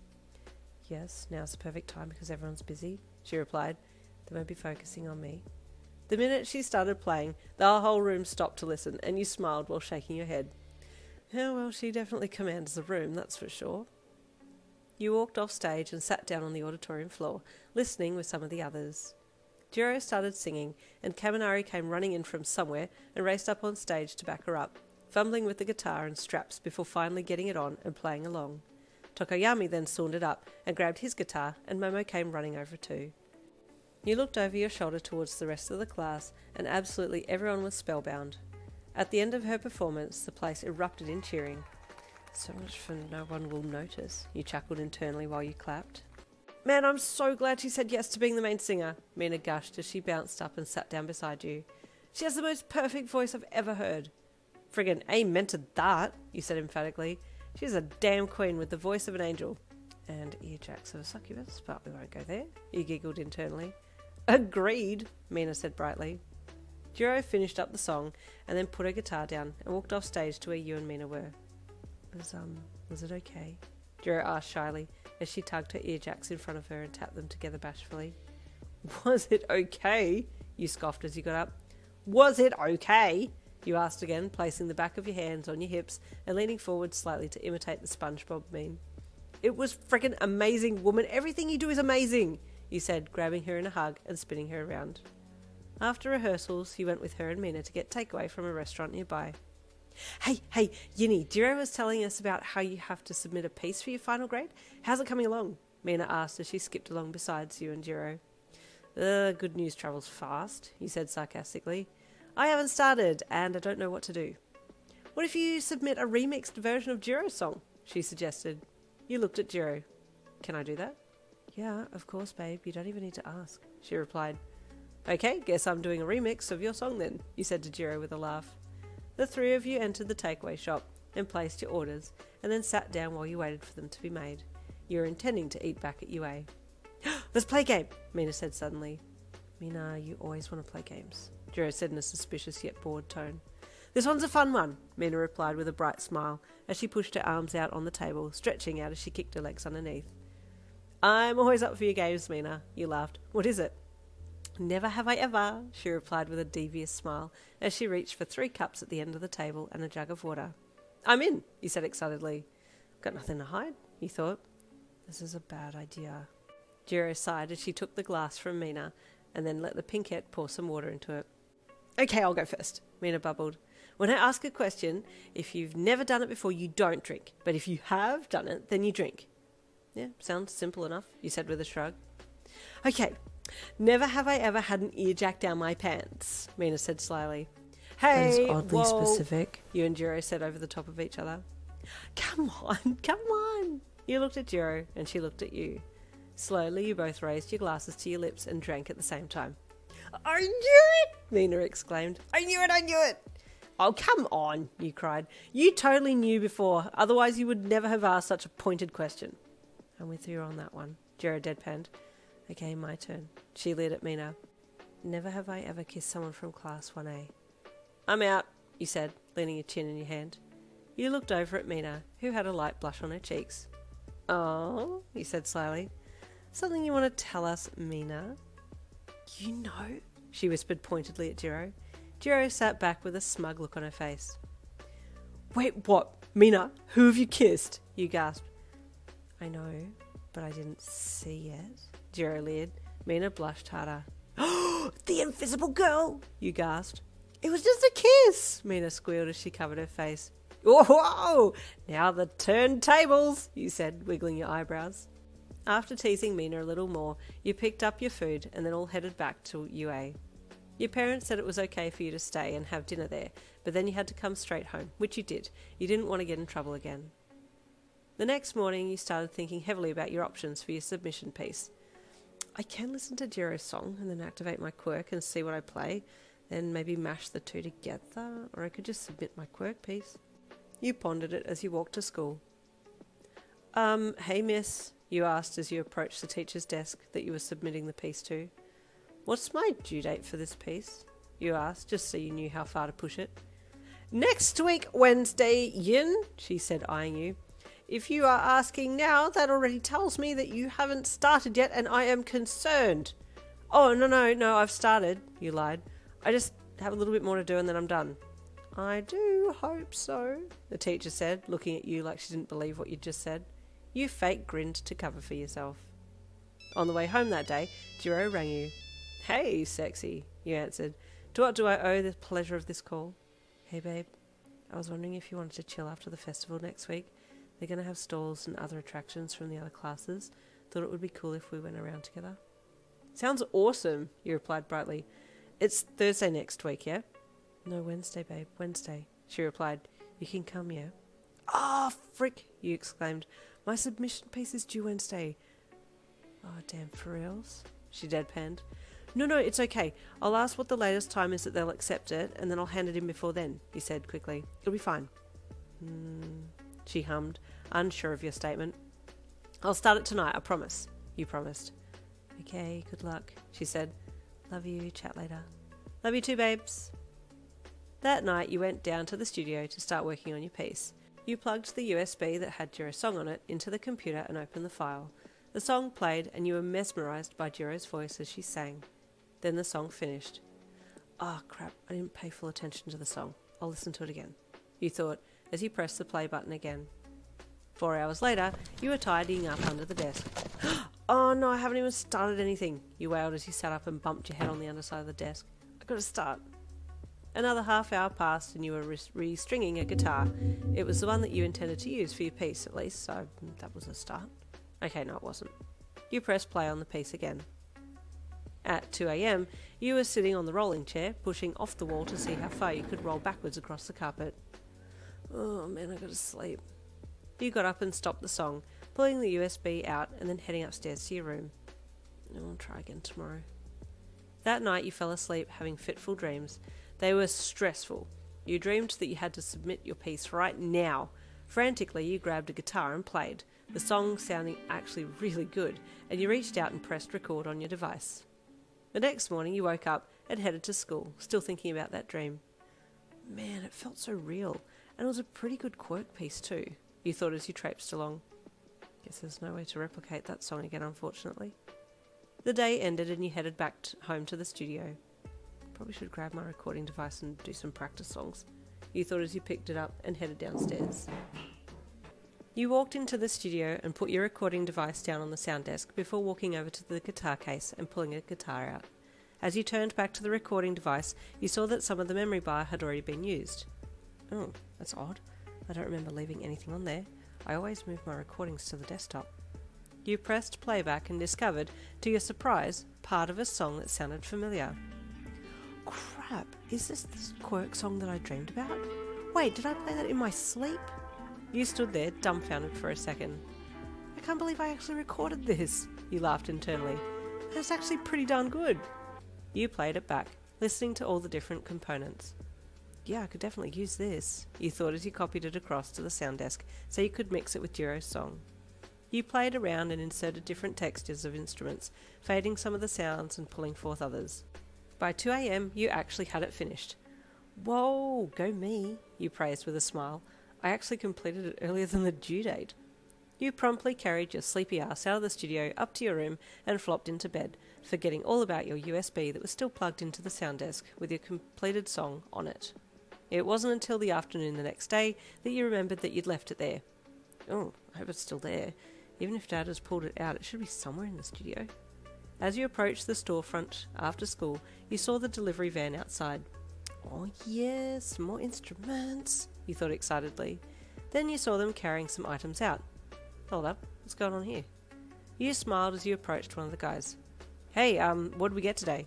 You asked casually, watching as he picked up some of the wrapping that had fallen off the item he'd just taken. New guitars, drum set, and a sound desk, he said, pointing to his fingers as he listed the items. Sound desk? Awesome, you said excitedly, as you turned and raced into the shop and out the back to see it. You entered the studio and stopped, your jaw dropping at the sight of the new desk. Oh, wow, it's gorgeous, you squealed as you put your bag down and walked over. Do you like it? Your dad asked as he came in behind you. It's so new, you exclaimed. It even has a mix bar of its own. This is going to be so handy for when I make my Wait, where's my USB? Sorry, your what? Your dad asked in confusion. USB. My USB that was plugged into the... Oh, no! You screamed when you looked around the room and saw that the USB wasn't anywhere. Dad, did you take my USB out of the old sound desk? Language, Yin. No, I didn't, he replied, a perplexed look on his face. What's on the USB? My final piece! You hollered as you raced past him and out of the shop to the front, hoping to catch the delivery van before it left. But as you shot out the door, you caught a glimpse of it turning the corner at the end of your street.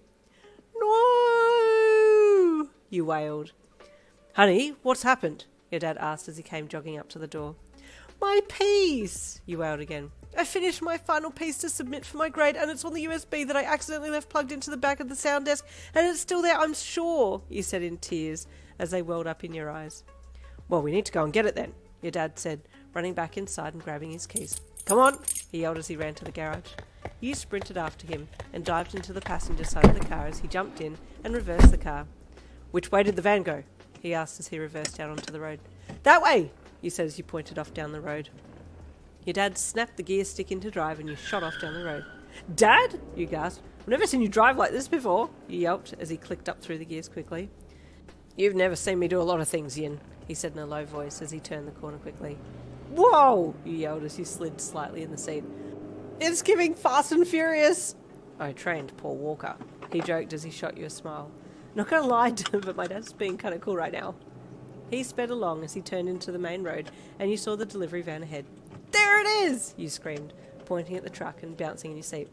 Can I jump to the truck from my window like Brian O'Connor? No, Yin, this isn't a budget remake of Fast and Furious, your dad yelled with a smile on his face. Why is my dad suddenly so cool? You thought. As he pulled up alongside the van, you put your window down and flagged the driver. The poor guy did a double take when he saw you waving and put his window down.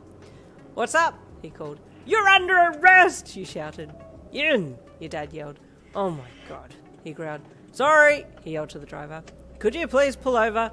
We think we left something in your van, your dad called to the driver, ducking his head and leaning slightly over into your seat so he could make eye contact with the guy while glancing at the road ahead to make sure he wasn't going to crash. The driver of the van nodded and pulled over and your dad did too. You jumped out immediately and ran to the back of the van, eagerly waiting for the driver to hop out and open the sliding door. As he opened it, you jumped up onto the tailgate and hopped inside. Where's the sound desk? You asked as you looked through all the wrapped items. At the back, he grunted as he hauled himself up into the back. He helped move some things aside and you started tearing all the wrapping around the back of the desk. Your eyes lit up when you saw the USB still plugged into the back and you almost wept for joy. It's here! You yelled with excited relief. It's here, thank God. What is it? The guy asked as you both hopped out of the van. Just my life, you deadpanned. Right, the guy replied. Thank you so much for stopping, you said gratefully. You've saved my ass. You're welcome, he replied in a confused voice. Later that night, you were on the phone to Jiro, telling her about what happened earlier. Your life is a Hollywood movie, she said with mortified amusement. It's almost as if someone has orchestrated my life right now, you sighed. Maybe someone is, Jiro replied cheekily. Stop, I'm getting the creeps, he replied with a laugh. Hey, how'd the practice for the festival go? You asked, changing subject quickly. Yeah, good, she replied. We're all set, I think. Awesome, you replied. I'm going to skip school on Wednesday and come, and then I'll go back to school in the afternoon and drop my final piece off, and it'll be all good. I've asked what the absolute deadline is, and the teacher said that she leaves school at 5 p.m, so I got plenty of time. Is that a good idea, Yin? Jiro deadpanned. No, but it'll be fine, you replied with a laugh, waving your hand in the air as you lay on the bed. Finally, it was Wednesday, and you forged a sick note that you would then hand to the teacher at the end of the day when you handed in your final music piece on the USB. Bye, Mum! Bye, Dad! You called as you left the house in your school uniform. You had a spare set of clothes in your bag that you would change into once you got to UA, so that you didn't look like you were skipping school. You walked towards UA, excited and nervous for Jiro, who would be front and centre for today. I wonder how she's feeling, you thought as you walked along. You pulled your phone out of your pocket. Hey babe, I'm on my way, you texted, putting a smiley face and a love heart at the end just for added touch. Yay, she sent back. See you soon. You smiled and put your phone away. Once you got to UA, Jiro let you in and you followed her to her room to get changed. Is everyone ready for the song and dance today? You asked her as you stripped off. Yeah, just waiting on Midoriya to come back because he went to buy some new rope this morning. They'd frayed the other one, she said from where she was lounging back on the bed. You guys must have been practicing heaps then, you commented as you slipped your top and jeans on. Yeah, she replied. I just hope people enjoy it, that's all. They will, you said emphatically, or I'll kick their asses. She giggled and stretched her arms up and then tucked them in behind her head. What a whirlwind few months, hey? She said with a sigh. Got myself an awesome girlfriend and I'm singing as the lead singer of my school band. You're the awesome one, you said in a loving voice as you walked over and leaned over her on the bed and planted your lips on hers. I can't wait to see the crowd go wild, you said once you'd pulled back. As the morning drew on, you helped set things up for the first round of the song. It had been planned that the performance would happen 3 times that day, once in the morning, once early afternoon, and then once at the closing of the festival. Are we all set now? You asked as you wiped your brow after setting up the last of the barriers. Mm-hmm, she replied with a head nod. Now we're just waiting on Midoriya. You looked at your watch. Geez, he's cutting it fine, isn't he? It was now 15 minutes out from the first performance. Yeah, Jiro replied, looking towards the auditorium door. Hope he's okay. Everything was set, and everyone took their places, the dancers practicing parts of their moves while they waited. Is Midoriya here yet? You whispered to Jiro before intending to hop off the stage and stand on the floor area. I haven't seen him, she replied. He's got 2 minutes. Just then, Ayama and Midoriya burst through the door, with Midoriya holding a new rope. Here I am, I'm so sorry, he said hurriedly as he raced over and tied the rope in place, ready for it to be used, and then ran over to the dancers. As he got into position, the doors of the auditorium opened and the school members started to flood in. Oh dang, there's a lot of people, you thought as you moved around to avoid being bumped. As the last of the audience filed in, the lights were turned off and a hush fell over the crowd. You were near the front of the stage where a mosh pit would be, keen to watch your girlfriend perform in all her glory. Suddenly you heard Bakugo's voice from the drum set. We're going to kill all of you, with our sound, he hollered. Then a massive explosion erupted as he smashed out the drum intro and the colourful stage lights flicked on, revealing the cast of Class 1A on stage, all ready to give the performance of a lifetime. Thank you for coming out, Jiro screamed into the mic, and then the music started and the song began. The crowd was stunned into silence at the suddenness of it all, and you looked around to see people's mouths hanging open as they took it all in. The dancers did an amazing job, and you belted out the chorus lyrics along with Jiro because you'd heard the song that many times you could sing it in your sleep. As the song progressed and special effects were displayed, more and more of the audience got involved, dancing along or singing the chorus. You watched as Sue used her tongue to suspend Jiroka, and the bubbly brunette swung around above the students and touched some of them with her quirk, sending people floating everywhere. It was madness, but it was an awesome madness. Kirishima did a great job too. He didn't cause a hailstorm, but managed to make just enough ice flakes to make it look like it was snowing. Then as quickly as it began, it finished, and a wail of disappointment went through the crowd before everyone erupted in clapping and cheering. You looked up on stage to Jiro, who was panting ferociously, sweat beading on her skin, and you almost teared up with pride at how far she had come and how quickly she had managed to pull this amazing song together. After the crowd had left, you raced up on stage and grabbed Jiro in a hug, spinning her around and kissing her face all over. You were amazing, you gushed proudly as you continued to bounce around with her in arms. Yen, she wailed with a giggle. Stop, I'm all sweaty and you're embarrassing me, she said with a blush. I don't care, I'm so proud of you, you said brightly as you put her down. I have a break now, she said as she wiped her face of the sweat. Want to go have a look around? Hell yeah, you said enthusiastically. I'm starving, let's get food. She nodded and put her guitar down. Hey, good work, guys. That was amazing, you called to the rest of the band members. Kaminari, you didn't forget your chords, you praised. See, I was built to rock the guitar, he said proudly. You've just jinxed yourself, Tokoyami said with a sad headshake. Frickin' told you I'd be amazing, Bakugo grunted. I thought it was a group performance, Bakugo, but go off, I guess, you thought as Bakugo walked off stage, hands in pockets, obviously heading for his spiky-haired boyfriend to give him a rough-sounding compliment. Okay, let's go, Jiro said as she grabbed your hand and pulled you along behind her, heading towards the classroom that she knew was running a cosplay cafe. Oh my god, I get to be served by Levi Ackerman, you gasped when you saw one of the class members in the brigade uniform, sporting the perfect wig as well.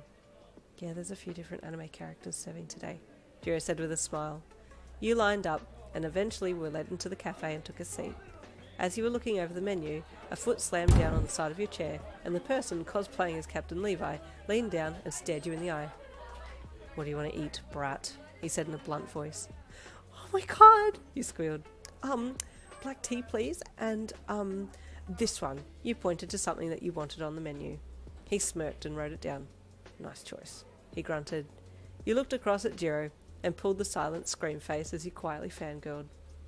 Don't soil the table, the cosplay Levi snapped as you went to put your arms on the table. Filthy people, he grumbled, then turned to Jiro to take her order. Captain Levi, I'll deal with this one, a voice said from behind Jiro, and you looked up to see who it was. Kirito from Sword Art Online? You gasped. Oh, you know me? The cosplay Kirito asked as he unsheathed both of his swords and adopted the Aincrad sword stance for dual wielding. You clapped and squealed excitedly, then he turned his attention to Jiro. And what can I get you? He asked as he packed his swords away in the holster on his back. Asuna's cooking in the kitchen. She's maxed her cooking stats, so I guarantee it will be good, he added. Jiro placed her order, and you smiled at the cosplay Kirito as he left. Oh my god, this cafe's amazing, you squeaked. Just then, a Hanako cosplay casually rolled past on a hovercraft, munching on a donut, a pink hakudoge and a blue hakudoge floating beside him, one on each side, suspended by wires. Oh my god, you cackled. Who don't they have here today? Your food was brought to you by Tanjiro from Demon Slayer, and you were serenaded by Kari and Arima from Your Lie in April, the cosplayers carrying around a cardboard cutout of the violin and piano. Arima's piano fit in the palm of his hand, which you also found amusing. From another table, the Haikyuu boys cosplayed and were taking orders and shouting them to the kitchen staff like they were volleyball calls. Man, I could stay here forever, you said dreamily as you looked around, spotting as many different characters as you could. Here's your tea, brat, the Levi cosplay said gruffly from your right, and you looked to see him handing you a cup of tea while holding the rim of the cup with his fingertips, not from the handle, just like the real Levi would do. Ah, thank you, midget, you replied brightly. He narrowed his eyes at you. Hey, whoa, Captain Levi, a seductive voice said, and you looked past the Levi cosplay to a blonde-haired cosplayer who was in a school uniform. This little lady's got a bit of bite, he said as he walked over to you and took your chin gently in hand as he tilted your face up to his. Bit of feistiness is good, he purred. I'm gay, Usui. You deadpanned to the Usui Takumi cosplay from Kaicho wa Maid Summer. How unfortunate, he replied as he let you go. Just then, Chika Fujiwara from Love is War danced over to you and her song started. You watched with delight as the cosplayer did her dance perfectly, complete with letting a fake ladybug go at the end of the routine. I know I said it before, but I don't ever want to leave this place, you sighed to Jiro as her meal was placed in front of her by a very convincing Naruto cosplayer who Naruto ran all the way to the table with the food and then dashed off again. Okay, we have a game for everyone now, the Koro-sensei from Assassination Classroom said from a small stage that had been set up. Do we all get to try and kill you? The Kama Akabane cosplayer called from the back of the classroom. Not today, the Koro-sensei cosplayer leered, emitting his very distinct laugh. The game is to guess the anime opener songs, and whoever gets the most right wins the prize. What's the prize? Do we get to break the slave contract? The Raphtalia cosplay from The Rising of the Shield Hero shouted from the kitchen. No, the prize is free food from us, Koro-sensei replied. Oh, I'm so in, you said ecstatically, as you accepted the sheet of paper from a Himura Kenshin cosplayer. As he turned to give a sheet of paper to Jiro, he tripped and yelled his trademark, Oro! Hey, watch it, Batusai, Jiro jeered. Oh, my apologies, Patron Dono, he said as he scratched the back of his head and backed away while bowing profusely. Okay, Koro-sensei cosplayer called. First song! The music started, and you wrote something down next to number 1 on the sheet of paper. Whoa, that was quick, Jiro said from across the table when she saw you write something already. It's my favourite anime opener, you laughed. It would be a criminal offence if I didn't recognise it. After hearing 15 songs, you had an answer down for each. I only got 6 answers down, Jiro said flatly as she slumped her chin down in her hand.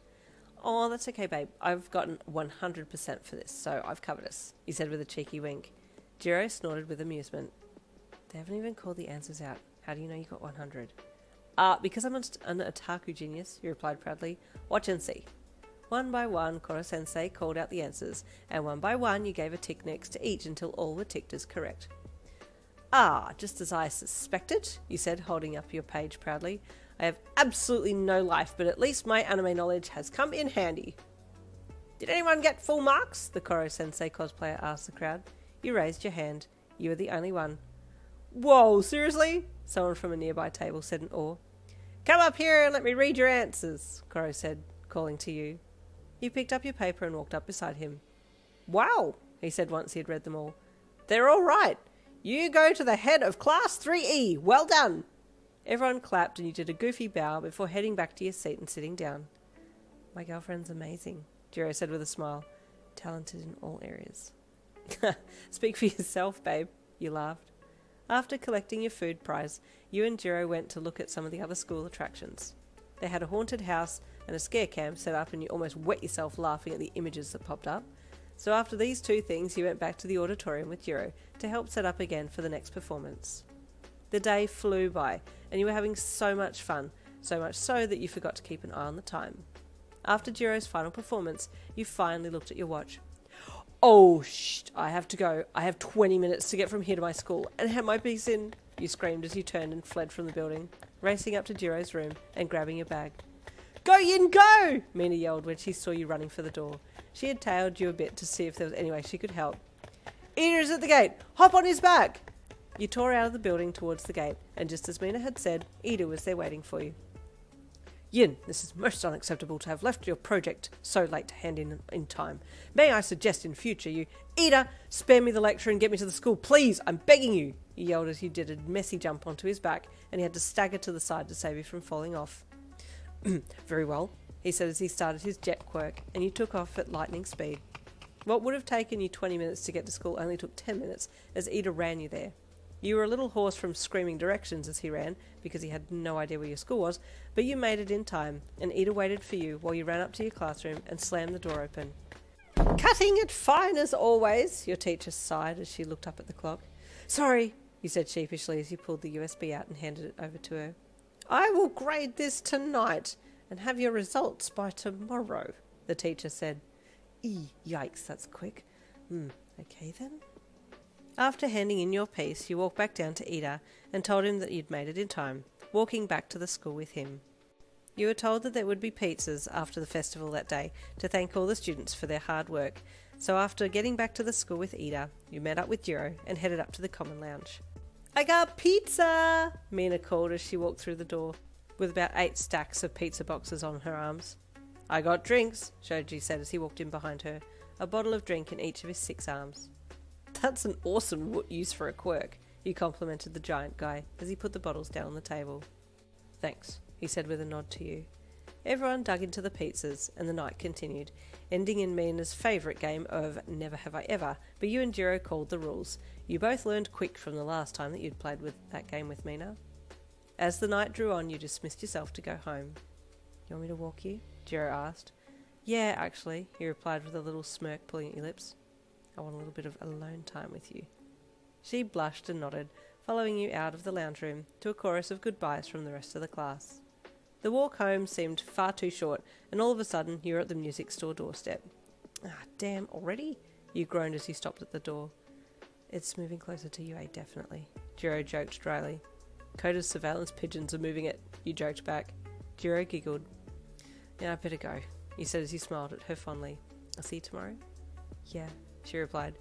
When do you get the results back from your piece? She asked, tilting her head cutely. Tomorrow, actually, so if I don't get to see you, it's because I've failed and my parents have killed me. Well, let's hope you pass then, because I want to see you, Jiro said with a light blush on her cheeks. You're so cute, you know that? He said as you leaned in and kissed her. Love you, you whispered as you pulled back from the kiss. I love you too, she replied lovingly. Night, you said as you opened the shop and walked in. Night, she replied as she turned and headed back to school. You walked through the darkened store and up the stairs. The lights were on in the house, so you knew your parents were up. Hey, you greeted them brightly as you got to the top of the stairs. Both were standing there looking at you sternly. What's up? You asked curiously. We just received a call from your teacher today, your dad said. It appears you weren't at school today. You hummed, your face going bright red from the fear of being caught red-handed in a lie. And on top of not being at school, despite your mother and I having seen you leave for school, you handed the teacher a note that claimed that we were okay with you not being at school, and we signed it? Your face flushed harder, and you avoided eye contact out of embarrassment. "And why aren't you in uniform?" your mum said. You looked down. "Oh crap, I forgot to change back." "Yin, you're grounded. Hand over your phone," your dad said, holding his hand out for you to put your phone in it. You sighed and hung your head as you handed over your phone. "Go to your room, please. You're grounded for a week." You turned and slowly walked to your room. "Oh, at least I got to go to the festival and I got my assignment handed in on time." The next day you got your results for the final piece. You passed, with flying colours. The teacher was very impressed that you'd made such a detailed piece, and she asked you what you'd named it, as you'd forgotten to write it down on the USB. You told her the name that you'd been thinking that you'd call it. "Lovely," the teacher replied. "I'll be passing you for this class after all, Yin. Well done." You smiled. "Thanks," you said gratefully. That afternoon you told your parents that you'd passed the class for the year, and they were stoked. You were still grounded though. The days dragged on until it was almost the last day of your confinement. Your dad had you working overtime in the shop because it was the weekend, and you were in charge of opening the new boxes that had arrived. You were crouched down behind the counter with your back to it, and you opened one of the boxes and looked in. "Oh yeah," you whispered with excitement. "It's the scores for this song. Oh my gosh, I love it."